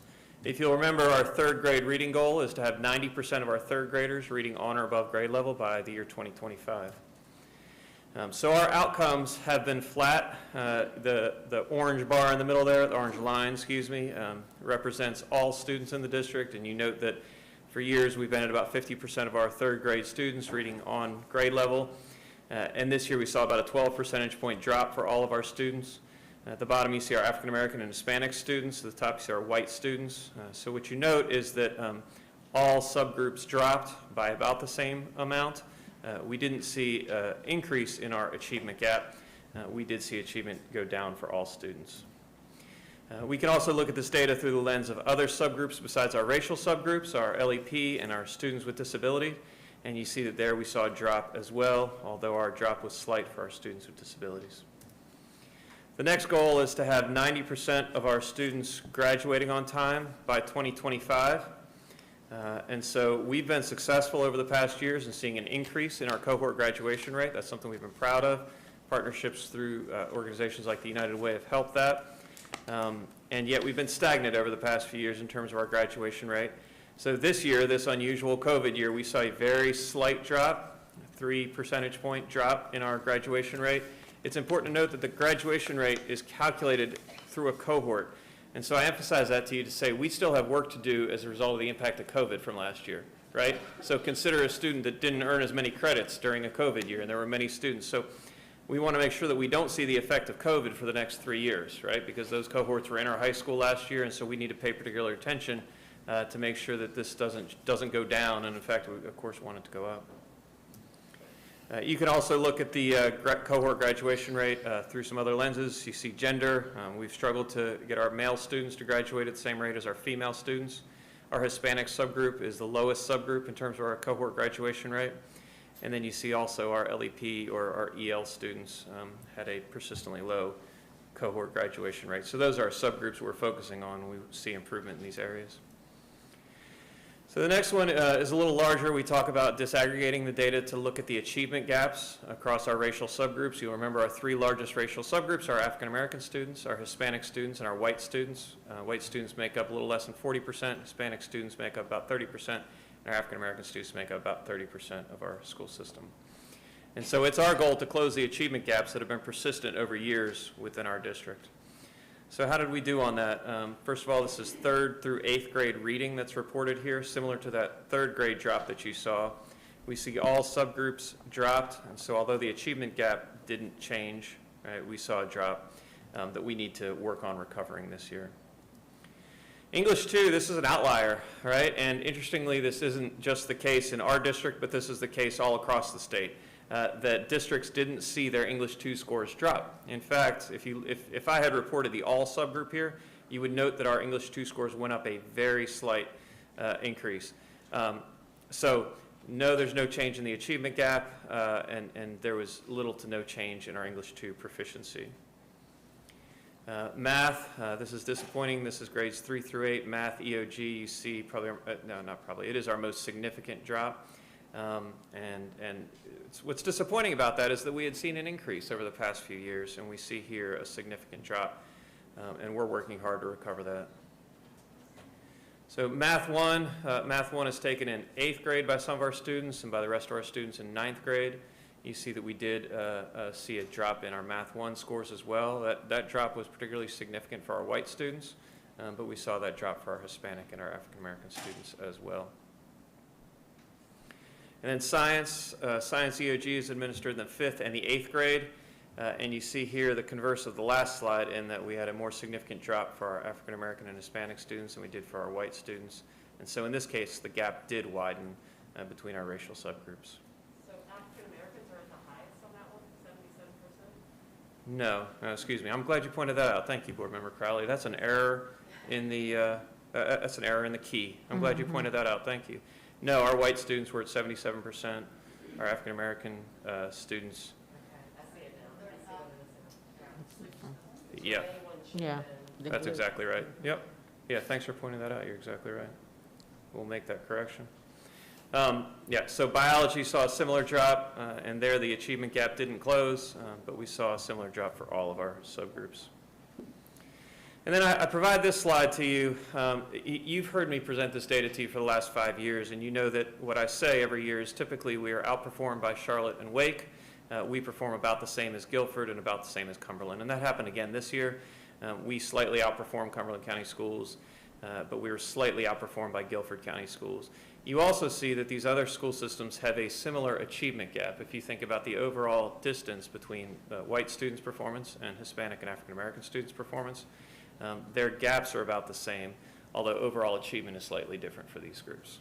Okay, so I know that your next question, of course, is, so what are you going to do about this? And our Chief Academic Officer, Nicolette Grant, can address that. Good evening, board members. As you can see, and community, as you can see from the data, the COVID closure has been difficult. It's been difficult for our students. It's been difficult for our teachers, amazing teachers who tried to do everything they could in this very unusual year and a half. And it's been difficult for our parents to be learning coaches at home for their students. And so the data is not good. It is not good across the state and across our nation. And we had a gap before, and we still have that gap, but now we have even more to work to bring our students up. And so first, we need our kids in school. They need to be in school every single day so that they can take advantage of acceleration of learning.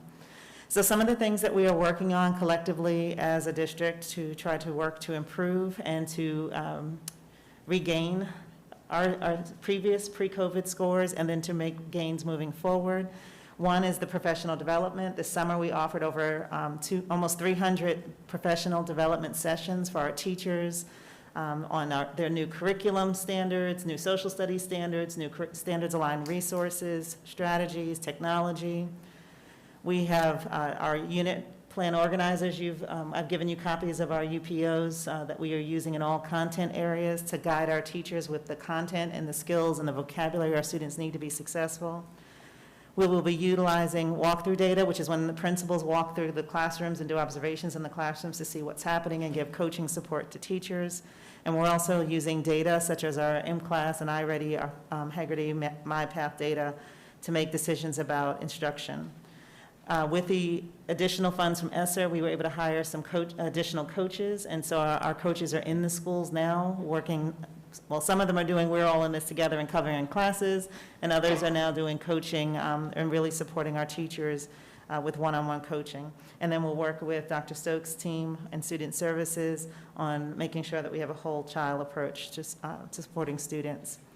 We are also supporting teachers. PLTs are professional learning teams. It's when teachers get together to plan instruction, so we're supporting those professional learning teams to make sure teachers are really unpacking the standards and talking about how to teach their lessons to students at a high level. We also still have funds from our Winston-Salem Foundation. They gave us funds that we can use for our teacher assistants, so our teacher assistants can be paid to come in and receive professional development, so we're offering that as well. Utilizing Performance Matters that Andy Kraft's office has purchased for our district to analyze data. And then we want to continue to refine our instructional supports based on the data. And then, of course, we have our summer school, which it will take several years before we're able to bring our students up to where we need them to be. But we had summer school this summer. We will continue over the next several summers, as well as schools will be developing extended learning plans for their schools.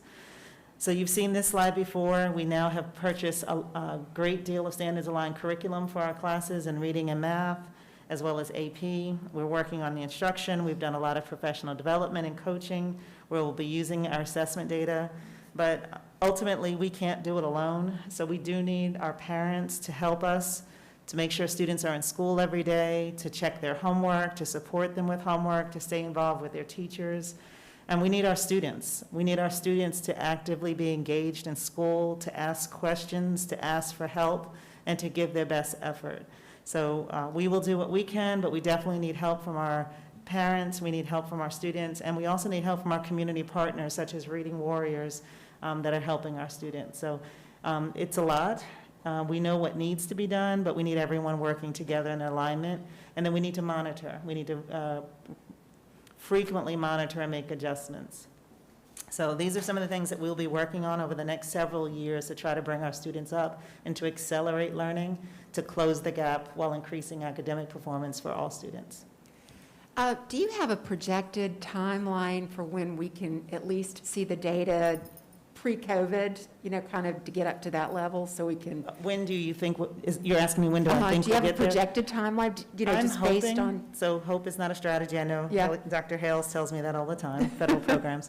But if we can keep our students in school for 180 days this year with the instruction and with the supports, my hope is that we're going to see our students rebound to pre-COVID by the end of this year. Okay. But it's going to take us utilizing the curriculum, Everything we've teachers got. using everything we have, plus parents and students working together. So we will be monitoring the data and adjusting it. That is my goal. That is what I would like to see. That is what our team would like to see. And then we can start the acceleration after that. But kids have to be in school. I They know. have to ask questions. They have to ask for help.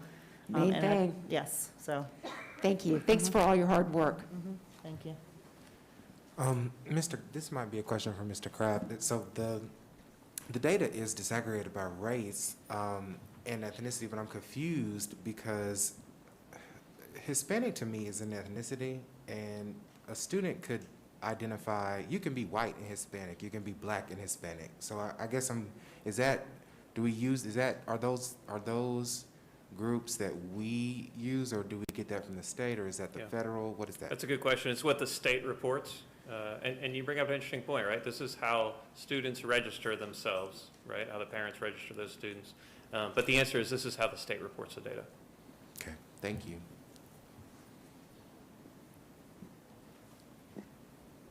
Thank you.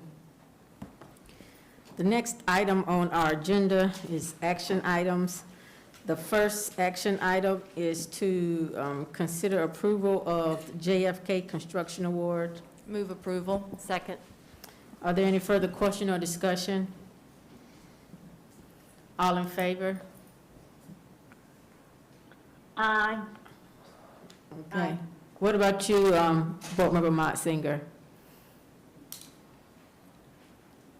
She's muted. She's muted, okay. So the motion passes. Any opposed? She may be away from. Board Member Motzinger, can you hear? We're starting to take care of the action items. Board Member I can hear you. Okay. Did you vote in favor of? My computer froze for a moment, so tell me where we are, because I got frozen. I was listening and it went out. We're at the action items, and the first action item that we just voted on was the approval of the JFK Construction Award. We didn't get your vote. Yes. Okay, thank you. The next item is to consider approval of proposed revisions to policy 5131.5 procedures for student discipline. So moved. So moved. Second. Any further question or discussion? I do want to just, I guess, put on record that I sent to the chair of policy, Board Member Motzinger, and I also shared with the superintendent policy 5131.4, which also looks at student discipline and gang violence in our schools, just so that we can also review that policy and make any needed adjustments in light of what's going on in our community. So I don't know if there's any other comments about that, but I wanted to definitely make mention of that. Board Member Motzinger. Yeah, that's an excellent idea, and my vote is yes. Did we have a motion? So we were in discussion and question, and I just wanted to put on record that I actually had sent you the policy 5131.4, which is not this one, but is close to it. But I just wanted to add that as discussion. Okay. So if there are no. And I agree that we should discuss it, and also that it should be clarified so people know exactly what the policy says. Absolutely. You know. Thank you. So I agree with you. Okay, thank you. If there are no further question or discussion, all in favor for the approval of proposed revisions to policy 5131.5? Aye. Yes. Aye. Any opposed? Motion carries. The next item is to consider approval of moving the next regular meeting of the board to Wednesday, October 27th. I think we removed that, right? Yeah, we did. So we're just, I think we're going to, is there? Motion to table. Exactly. Second. Any further question or discussion? All in favor? Aye. Aye. Any opposed? So that item will be tabled until, I think, the next work session in October. The next item is to consider approval of district mask guidance. Move to approve. Second. Any further question or discussion? Yes, so what explicit, so I know the recommendation was to continue, but so is it Now, It's for 1 month. right, because the legislation requires, so it'll be 1 month, and then we got to come back. Okay, Yeah. I'm good. Thank you. Yeah. I just want to say, Chair Woodbury, that I think, again, just from the beginning, that parents should have a voice in whether their child wears a mask to school or not. I think it should be optional. And just like in our community, you go into some stores or some communities and right around us have a policy that says wear the mask. You go right down the road and the town is open and rolling. And so again, I think we should not give up the individual freedoms and rights. And if people feel like that this piece of cloth makes them safer, then wear it. If not, don't wear it. Any further question or discussion? All in favor? Aye. Aye. All right, any opposed? Motion carries. The next item is to consider approval to delay the mandatory COVID-19 testing for high-risk extracurricular activities. Move approval. Second. Any further question or discussion? All in favor? Aye.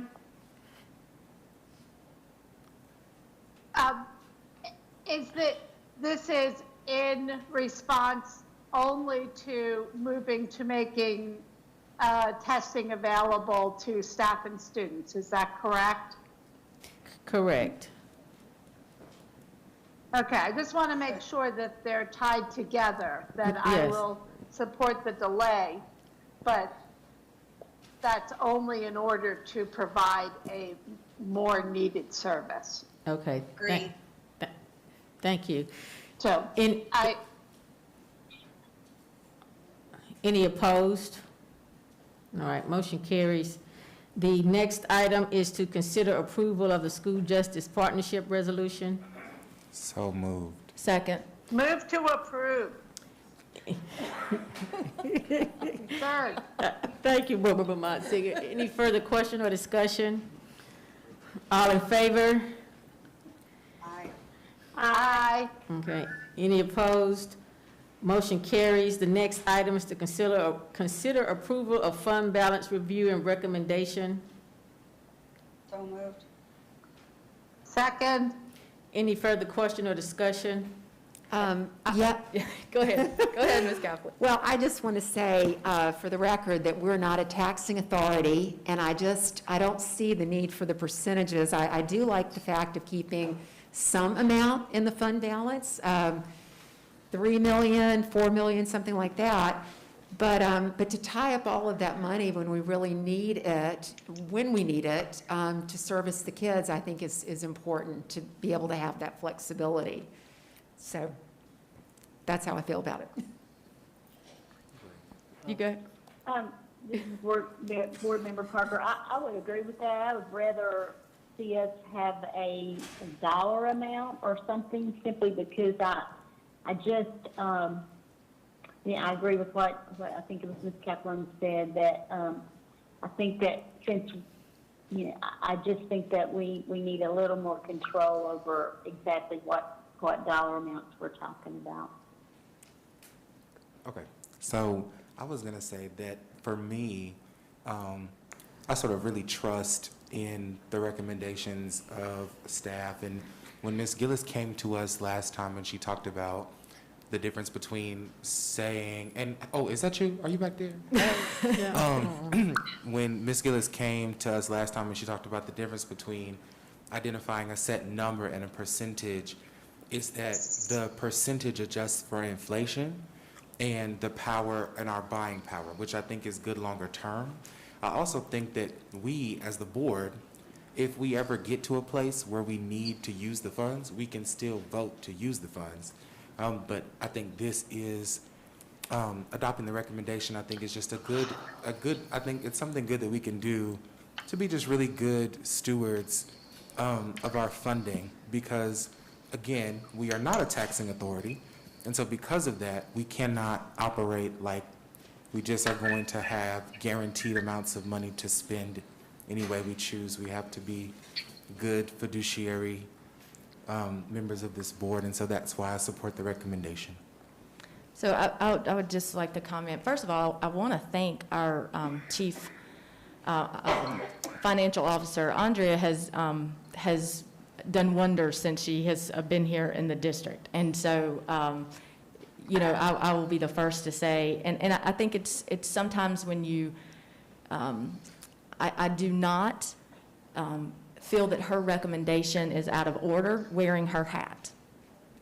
But as a board member, you know, we don't always agree with that, and I can understand, you know, from that lens. And from my lens, one of the main responsibilities that the citizens of Forsyth County bestows upon this board is the purse strings of our funding and how we spend that. And you know, I'm not even really clear. We're not setting a policy. We're just kind of voting. And that to me also is odd, that why are we even voting if it's really, we're kind of trying to police ourselves. And, you know, I think that we need to have this conversation. The conversation we had at our finance committee meeting was spot on. And it was conversation I believe we should have every year. And that is, what's our funding look like? What's our year look like? What do we have a continuation budget from the state? Do we have a budget from the state? I mean, every year these things are going to change. And so to have a consensus amongst the 9 of us as to what we feel comfortable with in fund balance, I think we needed to have that conversation. And so I thank Andrea for kind of pushing us to have that. I do not feel that we need to have a threshold there. I think we did what we said we needed to do, and I think at that time the majority said we don't want to spend the balance all the way down. I kept hearing numbers like let's not go below 3 million, and maybe between 3 and 5 is where we need to stay. And so to me, having those conversations in finance with the board is what we need to do every year. But taking a vote on something like this, it's to me, we're not creating a pile. It just doesn't line up. But I will say that if you know, we work with the magic number of 5, and so if we're going to vote on this, then I do feel like Ms. Parker and Ms. Kaplan that setting some dollar amounts in there versus percentages would really be beneficial. But fundamentally, I'm against it at all, other than the conversation around it. Board Member Motzinger. Yes, thank you. My reason for actually thinking about a percentage is that percentages will change over time, and it just gives a beginning framework. This is about what you should have in an emergency fund. The problem with thinking about it on a yearly basis is that the whole point of a fund balance is not an annual budget. It's really for emergencies that are unforeseen. So the whole idea when we started having a fund balance was to have some emergency funding for things that we could not cover otherwise that really needed to be covered. So I agree with the idea of a percentage. We're not talking about a huge percentage. We're talking about still a relatively modest amount of money given what a crisis in a district our size can present with. And part of the reason it's an emergency fund is it's really meant for unforeseen problems that we should see do occur. They always occur. The economy will go up and it will go down. We will have times where we need something pretty desperately, and not having the money to cover it, I think, is dangerous. So that's why I support this recommendation. Any further question or discussion about the approval of the fund balance review and recommendation? So I do have a question for Dion. So in consideration of Board Member Jones' point around if it's not policy, then what are we just saying as a board, we're approving this recommendation by our CFO to guide us for the remainder of this year, and then when we come back to next year or any given point when, you know, we decide and this cohort is still on this board, we can adjust it? So I would say I don't remember there being any time limits on the recommendation. I think that it would be, this is the will or desire of the board to maintain this consistent level, and I guess it would be in effect unless and until it changes, unless we adopt a policy that says otherwise, or unless, you know, the will of the board changes at some future which we point. could change it even if it was policy too. That's correct. Yeah, okay. Thank you. All in favor of the approval of the fund balance review and recommendation? Aye. Aye. Any opposed? No.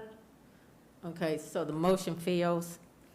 The next item is to consider approval of the RFQ for facilities audit and funding source.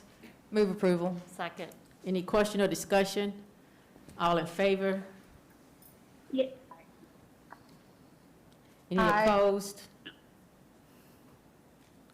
Motion carries.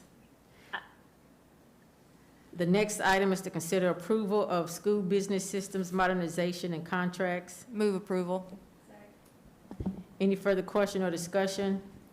All in favor? Aye. Aye. Any opposed? Motion carries. The next item is to consider approval of ESSER funds project approval outdoor seating. Motion to approve? Second. Any further question or discussion? All in favor? Aye. Any opposed? Motion carries. The next item is to consider approval of application and conveyance agreement with City of Winston-Salem. Move to approve. Second. Any further question or discussion? This was just the Louisville utilities, right? Louisville Mill, okay. All in favor? Any further? Aye. Oh, Aye. any opposed? Motion carries. The next item is to consider approval of funding for the athletic facility improvements at Parkland High School, Reynolds High School, and Winston-Salem Prep. Move approval. Second? Any further question or discussion? I do have a question, just for clarification. I know at the last Building and Grounds Committee meeting, we had some conversation around the stormwater piece and whether that was required, stormwater management piece, and whether that was going to be required, because that had been what I was led to believe, if the, you know, that was one of the impetus for having a special called board meeting in July this summer, was around the timing, around the timing of Wiley finishing and then needing to grade this area. And so do we have clarification as we speak tonight, whether that is going to be required, whether the practice field is just the practice field, or, and also, I think the second part of that came out of committee was, will that be required if bleachers and concessions and those things are built to where then it really becomes the stadium, which that site is, you know, approved by the school board to become? Yes, ma'am. As mentioned at the committee meeting, as long as it's labeled the practice facility field, you don't necessarily have to do stormwater. Eventually, we're going to have to there at some point. And so, you know, part of the discussion we had was around, do we go down this path and then you have to tear something out later on down the road? And even as late as today, Colin's had some conversation with some engineers around different kinds of stormwater treatment. So maybe it's not under field, maybe it's somewhere else on the property. So there may be some ways to accomplish that in a lesser, you know, we talked about $700,000+. We don't know the answer to that yet because we haven't fully engineered it. But even as late today, we did have some conversation around that. It could be a possibility of something different, but eventually you're going to have to. And so it's just a matter of what we do now versus what we do later. So does it make sense, oh, I'm sorry. Okay. So doesn't it make sense to go ahead and move forward with that cost-wise? Because I think there was some conversation, well, if you did it later, I think Colin said something like it might be 30 or 50,000 to dig up a little part and pull it in, but I think it's going to be a lot more than that because you're talking about moving the heavy equipment coming back in. I mean, I think it's going to be significantly more, so. Yeah, I just don't think we can tell you a true number tonight. I do think that if you want to move forward with the motion, which for staff-wise, we could come back with a final number on stormwater and after we get some engineering work done, but I don't know if I can give you that answer tonight on what that number looks like. The number that we gave you at the last committee meeting was an underground storage retention facility, which may not necessarily be needed as we move forward. It may be some other different method of stormwater control. You're going to have to do stormwater control. So your recommendation is we have to do some kind of stormwater management? And I think we need to go back and do some homework and bring you a solid number on the stormwater piece. And even just with the practice field, if we're having so many games and practices, I mean, we're just going to even need it for that, right? I mean, if we're going to, what is it, 14 different teams? I think that was the intent, is to look at the turf side of it versus regular grass and the amount of teams that's on it and the wear and tear over time and the maintenance on it and the cost of maintenance on it, that it really does make sense to do that with the kind of use that's going to be on it. But, you know, we still need to answer the stormwater question for you and as we move forward. But I think we can do that and come back to you with that. But I do think that the recommendation on the table to move forward with this, staff is prepared to do that. So, Darryl, I'm sorry. So this, I'm trying to be as intentional with my words as possible. So what I hear is that if this passes this evening, you are ultimately going to come back to us to ask us for additional use of our fund balance, because that to me is like the only place that this cost would go to do the stormwater. I don't know if that's the funding source or not. We're all going to have to come back to you. Just ultimately, I don't feel comfortable giving you a solid number tonight based upon what we've learned over the last, week or so, and just there might be some other opportunities and possibilities around how we treat stormwater. But we know eventually that's going to have to happen. But if you're calling it a practice facility only, you don't necessarily have to. But I think from looking down the road and doing what's the right thing, that we need to consider that. So when you say down the road, how long is that? Is that a year? Is that 2 years? Because I guess my concern and reservation is that we don't, so with every single thing when we vote, we always try, or I always try to make sure that when you vote on something and you pass it, what's uncomfortable to me is if you vote and you approve something and then you come back, however long later, and you're like, okay, I need this additional thing on top of it to make it work and make it successful, when I thought voting right now and using this fund balance would be sufficient for where we are. So are we talking about 6 months, a year, 2 years? Do you have a ballpark? Because at this point, because I'm not okay with tonight spending any additional money than what was proposed. I'll vote it down because I'm just not, because I've already articulated my opinion about our use of fund balance. So if it's sort of 6 months down the road, then that's okay. I just need to make sure that I'm prepared and that I know that. Yeah, I'm not sure we're in that timeline. I think we're down the road a little ways.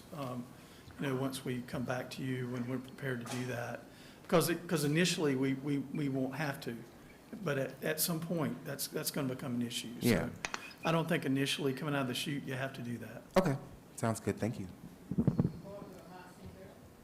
Sorry, Board Member Motzinger. Yes, thank you, Chair. I have similar concerns to Mr. Bohannon in that I understood that this vote was about practice fields. That when we had this discussion at a special called meeting, and Ms. Parker recommended practice fields, that made sense to me. If where we are right now is that to approve this practice field is we're back down the route between we're going to figure out how to build a stadium apart from a bond, then I'm opposed, because it feels a little bit like a bait and switch.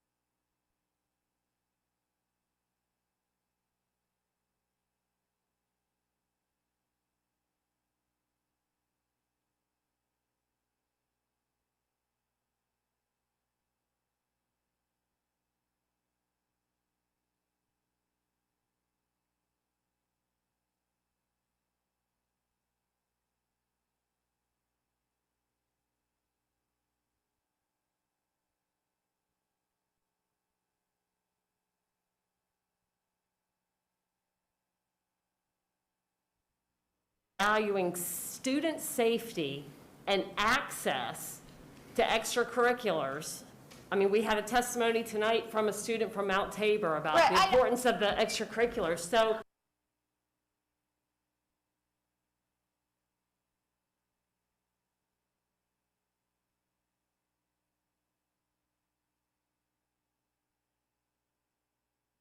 safety and about access, even though there's people who want to talk about a Tajma Stadium, and that's the end goal. Clearly, that's not the end goal. But the fact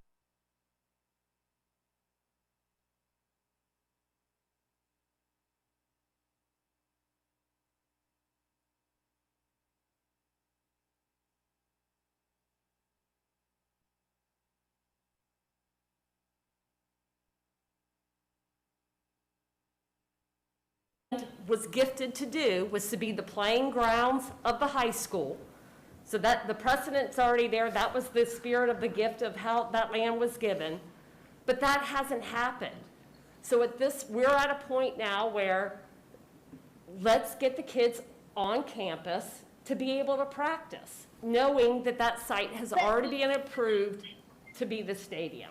Thank you, That's Board where we Member. are. So, Board Member Motzinger. yeah. I just feel that this is a little disingenuous in terms of that in all good faith, I felt like practice field was okay, but there have been repeated comments from fellow board members, motion at our last meeting to change it. And now I feel very distrustful of what the motion is, that it's not made clearly in good faith that this is the whole motion. It feels like this passes and we're at it again. And So, Board Member, that troubles me. Board Member Motzinger, what I will say is that I appreciate you expressing your concerns about where we are with this action item. As of right now, there is simply the motion to move forward, to support those 3 schools with updating their practice fields. And I think there was just some discussion and concerns brought up, I think by Board Member Kaplan and Board Member Jones initially, but as of right now, there's not anything on the table other than what we see for face value. And I think Board Member Bohannon was very keen in asking to have that clarified, and I think Mr. Walker clarified that. So I just wanted to let you know that. I think Marilyn's trying to say something. Okay. This is Board Member Board Member Parker. What I hear Mr. Walker saying is that at present, with a practice field, we are under no obligation nor regulation to require stormwater. And that is, and I think as we as board members discussed, that is what our wish is to have children on site being able to walk out from both Wiley and Reynolds to practice the sport. And so I think that to me is what this motion is. I think it's up to this board. Past that, if that comes up, then we deal with that. But at this point, if Mr. Walker assures us that with the practice field, we do not need the stormwater retention, then that doesn't have anything to do with this motion or what we will vote on. And thank you, Ms. Parker, and this is Ms. Can Jones. Can I Elizabeth, ask for a clarification from Daryl then, when he says he'll come back to us? Is that about this particular motion?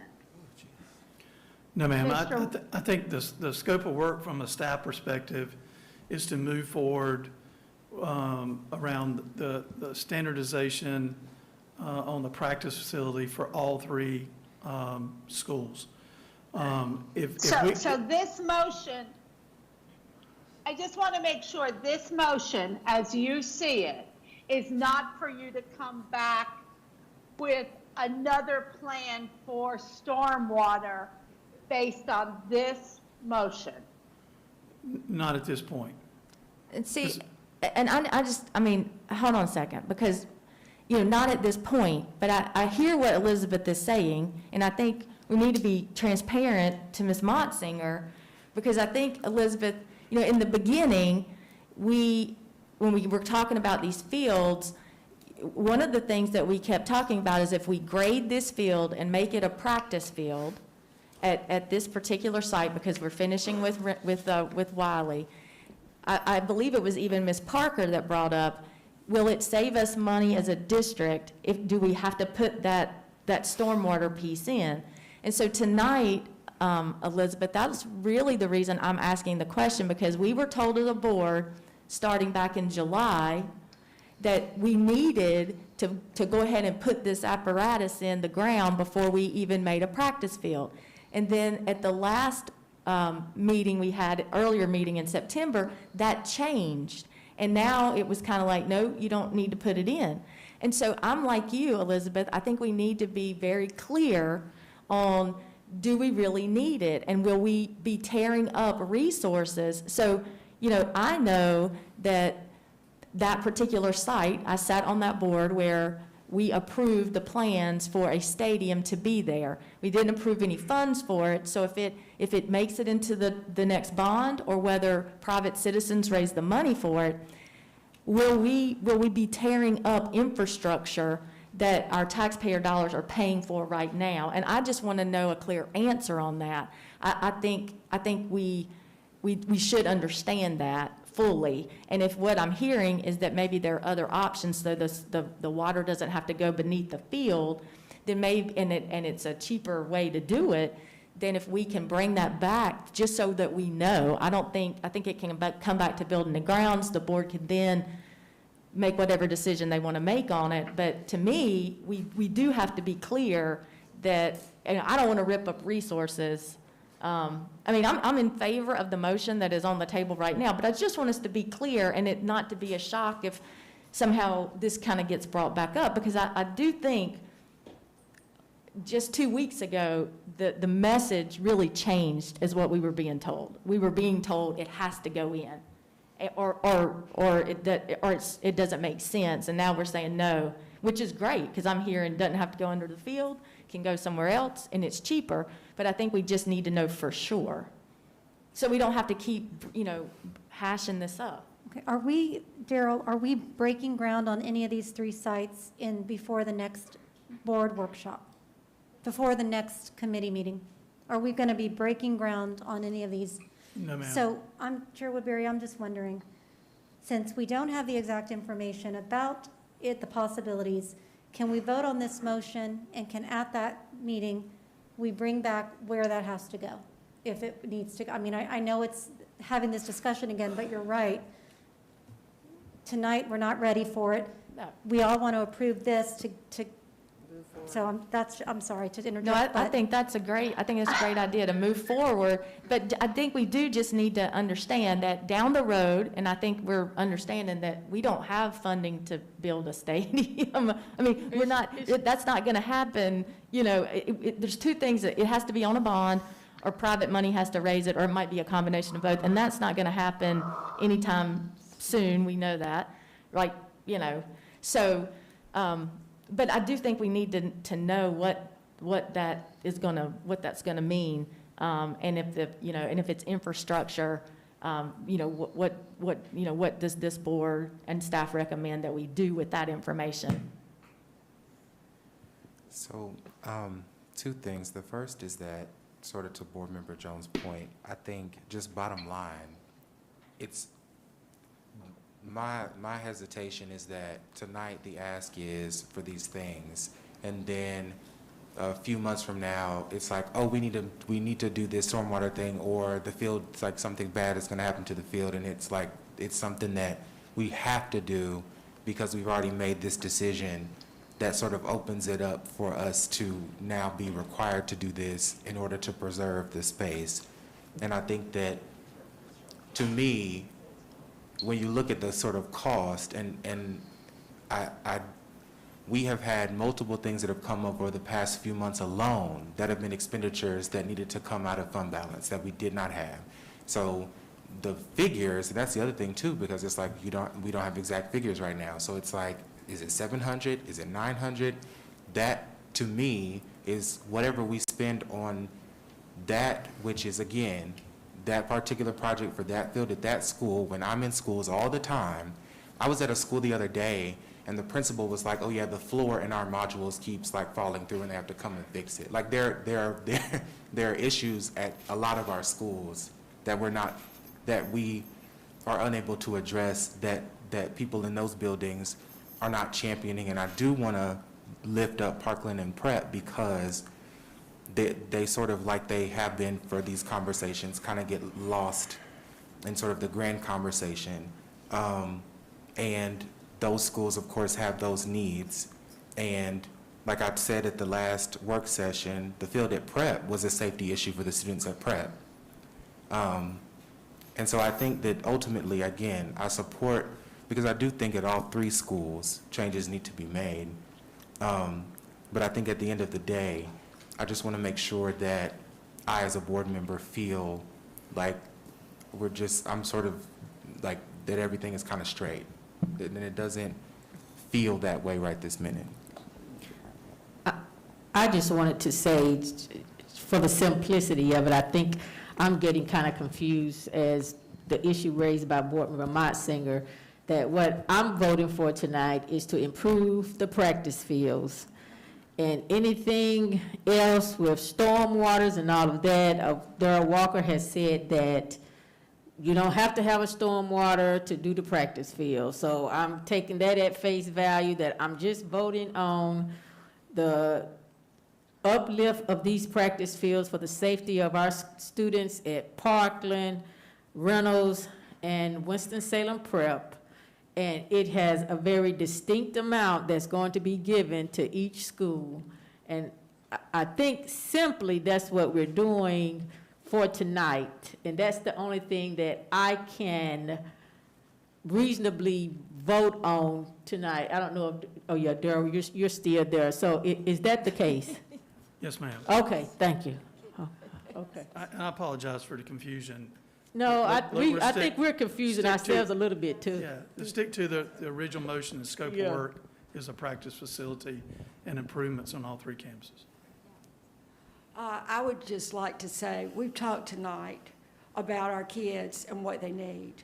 And we also look at what has just recently happened. And these kids need a place where they can practice and not have to go hauled all over town.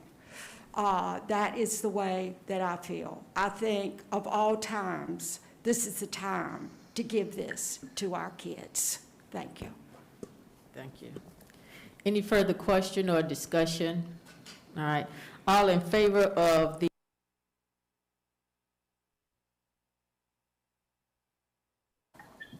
Aye. Any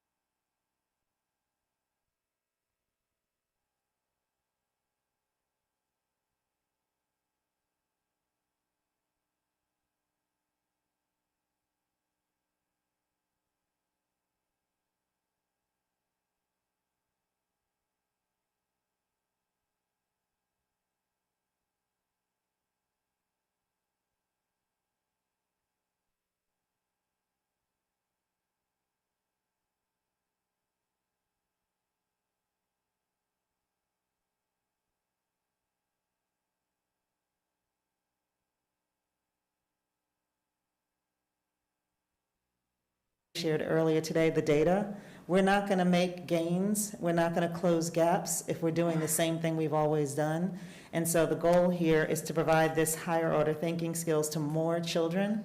It also aligns with our strategic plan goal to remove disproportionalities, to have more students ready for rigorous coursework.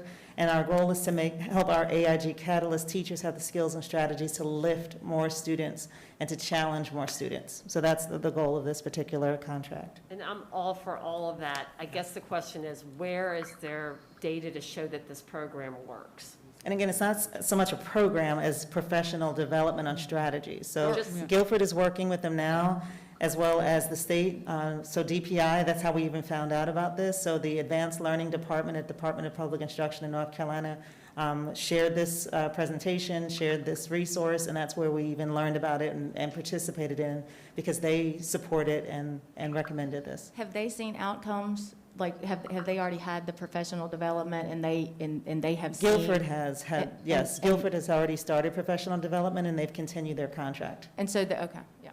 Well, I mean, here lately, we're really following a lot of Guilford. So I won't take that personal, Board Member Jones. Yeah, I mean, it was all about you, Chairman. I know, right? But what I will say, regardless of which school districts would be using this, what I would just say, based on my experience, and unfortunately, you know, a lot of my experience come out of Guilford County, but there's another professional development that is housed called Think Like a Historian. It's the same premise. And so what I would tell you is that it's been around a long time. That has history and data that you can follow. Well, let me say this. It has history, but there is no associated data to show student improvement from it. What we do is, as educators, say, hey, this will be a tool that teachers could use to increase critical thinking around history, around, you know, math, whatever the issue is. So all I'm saying is that I don't think any professional development is going to give you a straight path to student academic achievement data going up. There are going to be some other variables that decide that. So I don't think it's fair to say that Think Law should be doing something that really no professional development, from my experience in the country, going to tell you that the data is showing, you know, academic improvement with students because of a specific professional development. And, I mean, Ms. Grant, you can probably speak better to it, you know, than I can. Yeah, I agree. It's a collaborative effort, but we're committed to, in Goal 4, providing professional development for all employees. So this provides professional development for our AIG Catalyst teachers. At all of our elementary schools, we now have at least a .5 AIG teacher. And at many of our schools, our students were never exposed to a gifted teacher. We have, well, as you know, so many of our schools had no gifted teacher there, and so therefore did not have anyone promoting or encouraging or inspiring that higher order thinking and lifting kids. And so what we're trying to do is lift more kids, expose more kids to higher order thinking and questioning, so that we're not doing a remediation kind of instruction, but an accelerated instruction for our students, because they deserve it. So, Ms. Grant, so, how do I think that the struggle, well, I don't struggle with approving this, I support it, but I would say that what I've heard from staff is, is that this to me is something that is desired. I think that when you all saw it the first time, you all were extremely impressed with it. As an individual board member, I really struggle with the sort of, like, as a board, we ultimately are responsible for, you know, approving things related to curriculum and budgets, but we're not doing this every day. And so to me, there's just a large amount of deference I just have to kind of give to you all, because you all are doing the work. And you all come to us and you tell us what you need, and then we have to have a conversation about, okay, is that something that we can support or not? I just don't think we're in a place right now in our district to potentially, like, do something, anything to morale, because I just think it takes a lot to kind of desire something and then come to us and then present it and then have the potential to sort of, you would be the person to kind of go back and be like, you don't get that thing that you wanted, even though it cost how much? $27,000. Right. Dion, what's the threshold for professional development approval? What is it? 10,000, I think. 10,000? Okay. That's all. Thank you. I mean, following up on, you know, absolutely, I don't do the work, and I think the majority of the time, the support for our instructional programs, absolutely, we look to Nicolette, her staff, and folks who come up and explain to us. From the start, though, this thing came, and it just has a lot of red flags, because it didn't go through committee. It came straight to the board. When we asked some questions, then the information changes since it was first posted to the public. And some of that was not in at all. I completely agree. It's absurd to know that when I first came on this board, that we had schools that did not have AP classes, that we had elementary schools that we did not have they did not have an AIG teacher, not even a .5 to do anything. So we're exactly, there's a lot that we need to do, and I know that there's a lot that we need to provide support for our teachers. I'm just not so sure that this is the company that we need, and that's from doing my research as a board member. I mean, I'm not. Their messaging is all over the place, and so, you know, I'm glad to hear that some districts are doing it and they like it, and what I'm hearing, like, do we need rigor? Do we need critical thinking? Yes, I'm not, there's just something about this particular group that just does not add up for me. And that's not to say that I don't support all those other things, but in this case, there's just, it hasn't been, it doesn't look like it has been, and it's on their side. I'm not saying that staff has given us something that's wrong, but I think when you call them, when you talk to them, it doesn't add up for me. And so that's not to say because I don't support one particular program that I'm not supporting the effort. I am, but with this, it just doesn't add up. Board Member Motzinger. Board Member Motzinger. Thank you, Chair. Thank you, Chair. My biggest concern is that we're talking about AIG teachers as the avenue to reach children who are not identified as AIG and not doing higher level thinking. And that is kind of confusing to me because the AIG teachers are trained to teach students who are already identified as AIG. What I continue to feel very strongly is our district spent $500,000 a decade ago training people in the Waters Foundation systems thinking work, which has been around for about 25 years and has worked nationally and internationally. We have teachers in our district who are national trainers. We have such capacity. When I asked the two prior superintendents about the work, I was told it's so present in this district, it's okay, don't worry about it. And now I'm told, oh, there's not much presence in the district, we'd have to start pretty much from scratch. So I'm confused. I gotta say, I'm really confused by that.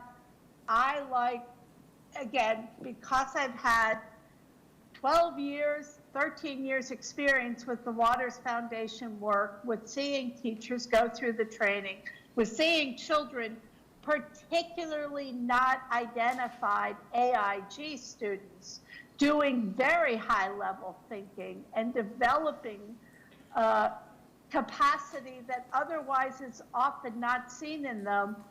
I'm not sure why we're bringing in somebody who has a relatively new business to offer fairly similar, the argument is very similar to that work. So I'm confused. Board Member Mossinger, if I could just make a correction. Our AIG Catalyst teachers support both our AIG students that are identified as well as our LIFT students. And our data shows right now that we are disproportionate in identification in AIG, and that's one of the areas that we're focusing on for Goal 2.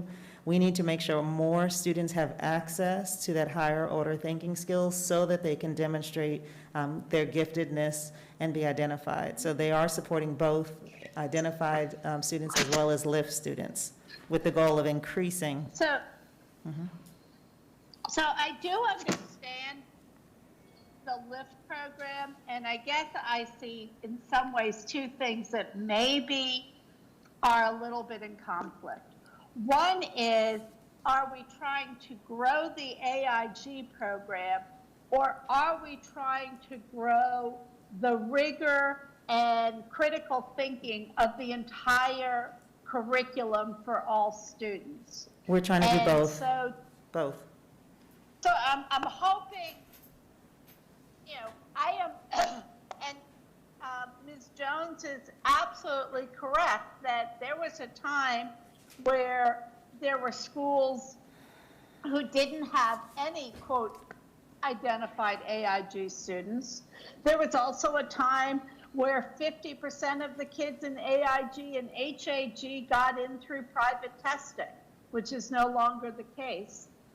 I'm just very concerned about making sure we're raising the critical thinking skills and rigor for students throughout the district, regardless of their identification. Yes, and that is what we're trying to do with LIFT, correct. And so I'm not sure, because I went and looked also at websites and read some articles, and I'm sure that this is a wonderful person, and I'm sure I'm confused why we would choose this over something that we have such a relationship with already. That's all.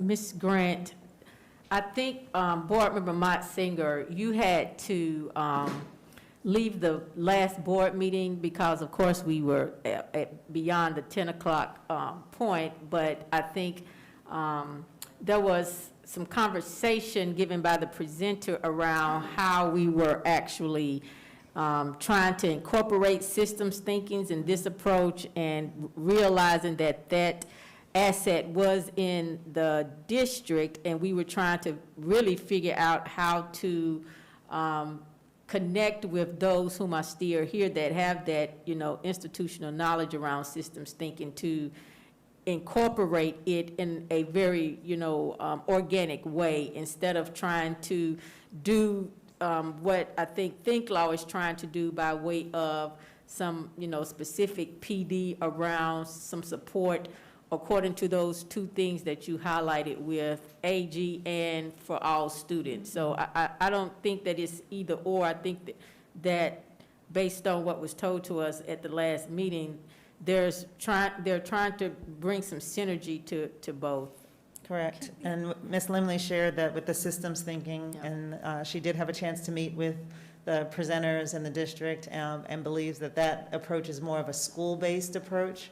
And so is pursuing that and working with Effie McMillan, Dr. McMillan, on systems training, but it needs to be at a school where a principal is interested in it, wants and wants to do an entire whole staff approach for systems thinking. Okay, thank you for that clarity. Ms. Grant, so the last thing I'll say, and then I think I'm done. At the last work session, when there was conversation around the changes that were made to the work, I think that it's interesting to me because at the first initial conversation when it was presented, now, do I think it should have gone to committee? Yes, but when I heard the sort of explanation as to why it was put on the full board meeting, I was like, okay, and people felt like it needed to go to committee, that's fine.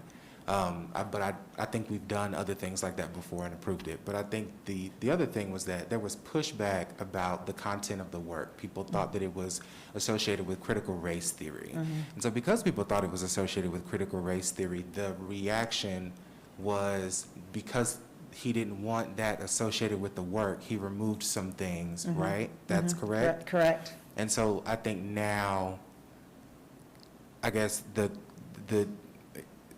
so I think the explanations for why there were changes, I think were in part due to where we are in a society right now, where we're associating everything with a legal framework that's only taught in college and high school. So I don't know. I think that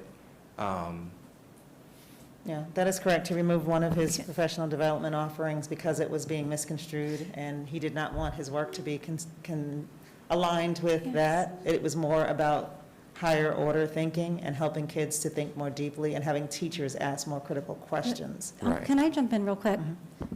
It is that, but there is another part of professional development that I don't want people to not understand is really important. When Ashley saw Colin presenting at a state meeting, he made a huge impact on the people sitting in that room. Strong professional development is about the technical part of what you're learning, but it is so much about how that facilitator and what you are doing grabbed your hearts and minds. When I had to turn around a struggling school, I brought in this guy. He may not have had a long rap sheet of amazing results that he got all over the country, but when I tell you the difference he made for 1 hour with my teachers that year and what that caused us to do because of how it touched our hearts and minds, not just gave us the technical expertise to implement critical race, that is game-changing. And so when Ashley watched him at a state meeting where the state thought enough to bring this guy in, he did the same thing with this group of people that they're all AG experts across this state.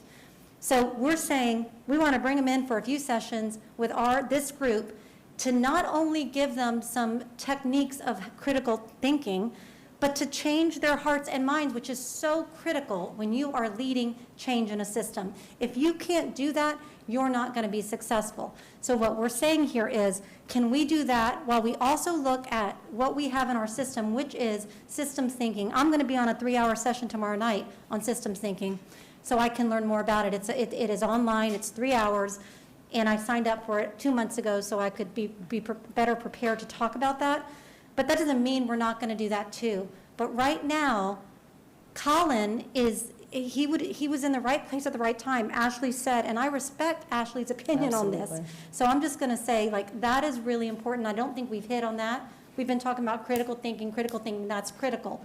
But the adults that are now being asked to do something different, if you don't touch their hearts and minds, hearts as well as minds, we're not going to move the needle. So I'm just saying, I think $27,000 for some sessions to get this group of however many teachers this is in each school to be inspired, to be motivated for change, plus to be given some skills to use within their classroom and school, I think it's worth the expense. I just wanted to say that, put it out there, because I'm looking this as the way I've approached PD for over 30 years. Absolutely. And it'll touch about 75 staff members.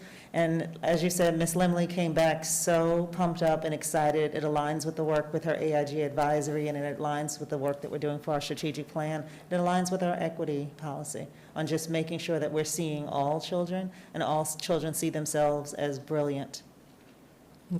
Thank you.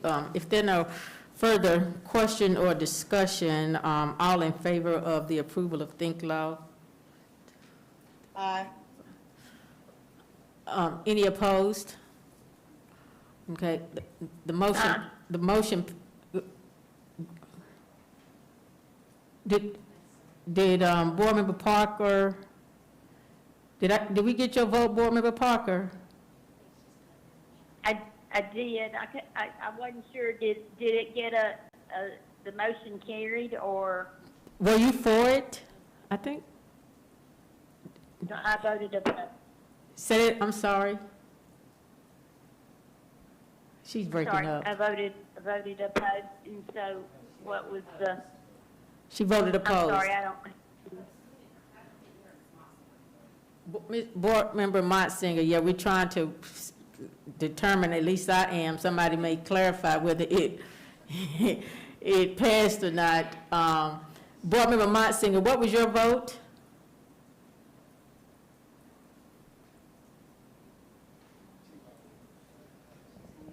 You're muted. I'm sorry, opposed. Okay, I was muted. okay. Thank you. And so, Board Member Bramer, what was your vote? Yes. Yes. So, it's 5. Okay, so the motion carries. Thank you. The next item is to consider approval of the Vogue Towers contract. So moved. Any further Second. question or discussion? All in favor? Any opposed? Motion carries. The next item is to consider approval of the contract. Motion to approve. Okay. With contract with infrastructure. Is there a second? Second. Any further question or discussion? All in favor? Any opposed? Aye. Motion carries. The next item is to consider approval of contracts for EC, OT, and SLP services. Motion to approve. Any further question or discussion? All in favor? Aye. Any opposed? Motion carries. The next item is to consider approval of the North Carolina Division of Vocational Rehabilitation. So moved.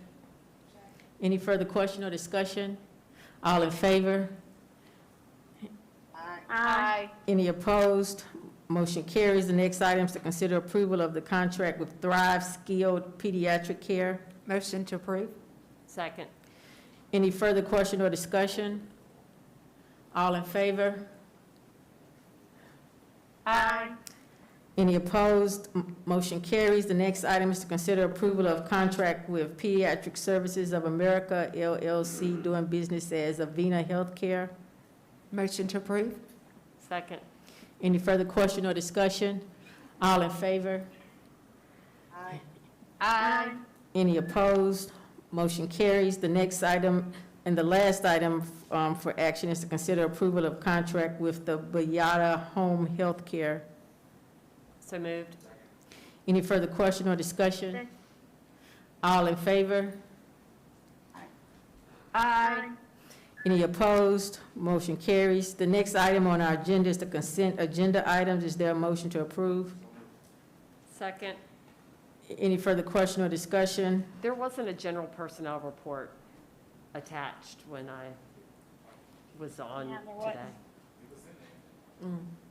Okay, it might have been, there wasn't even the little paper clip, there was no attachment. So maybe it was taken down at some point? Sometimes none does that, and I have to log out and log back in, and then I see. Yes. Yes. Yeah. Okay. Yeah, Assembly does that to me. Sometimes I have to log out and log back in, because then then you see the attachments. I don't know. Today. Okay.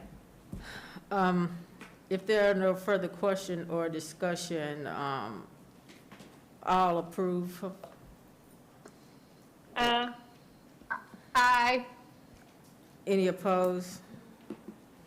Motion carries. The next item on the agenda is announcements. The next Board of Education work session is Tuesday, October the 12th at 5:30 p.m.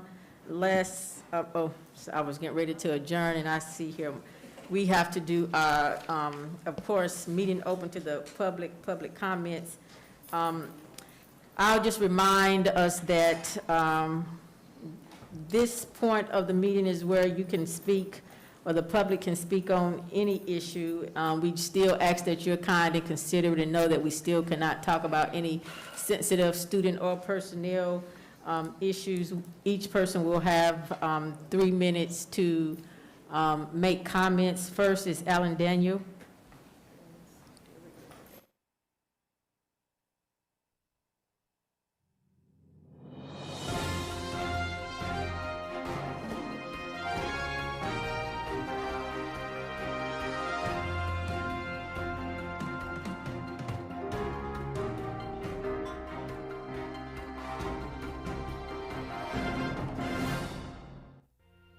Thank you for joining us on Your School Channel, Cable 2.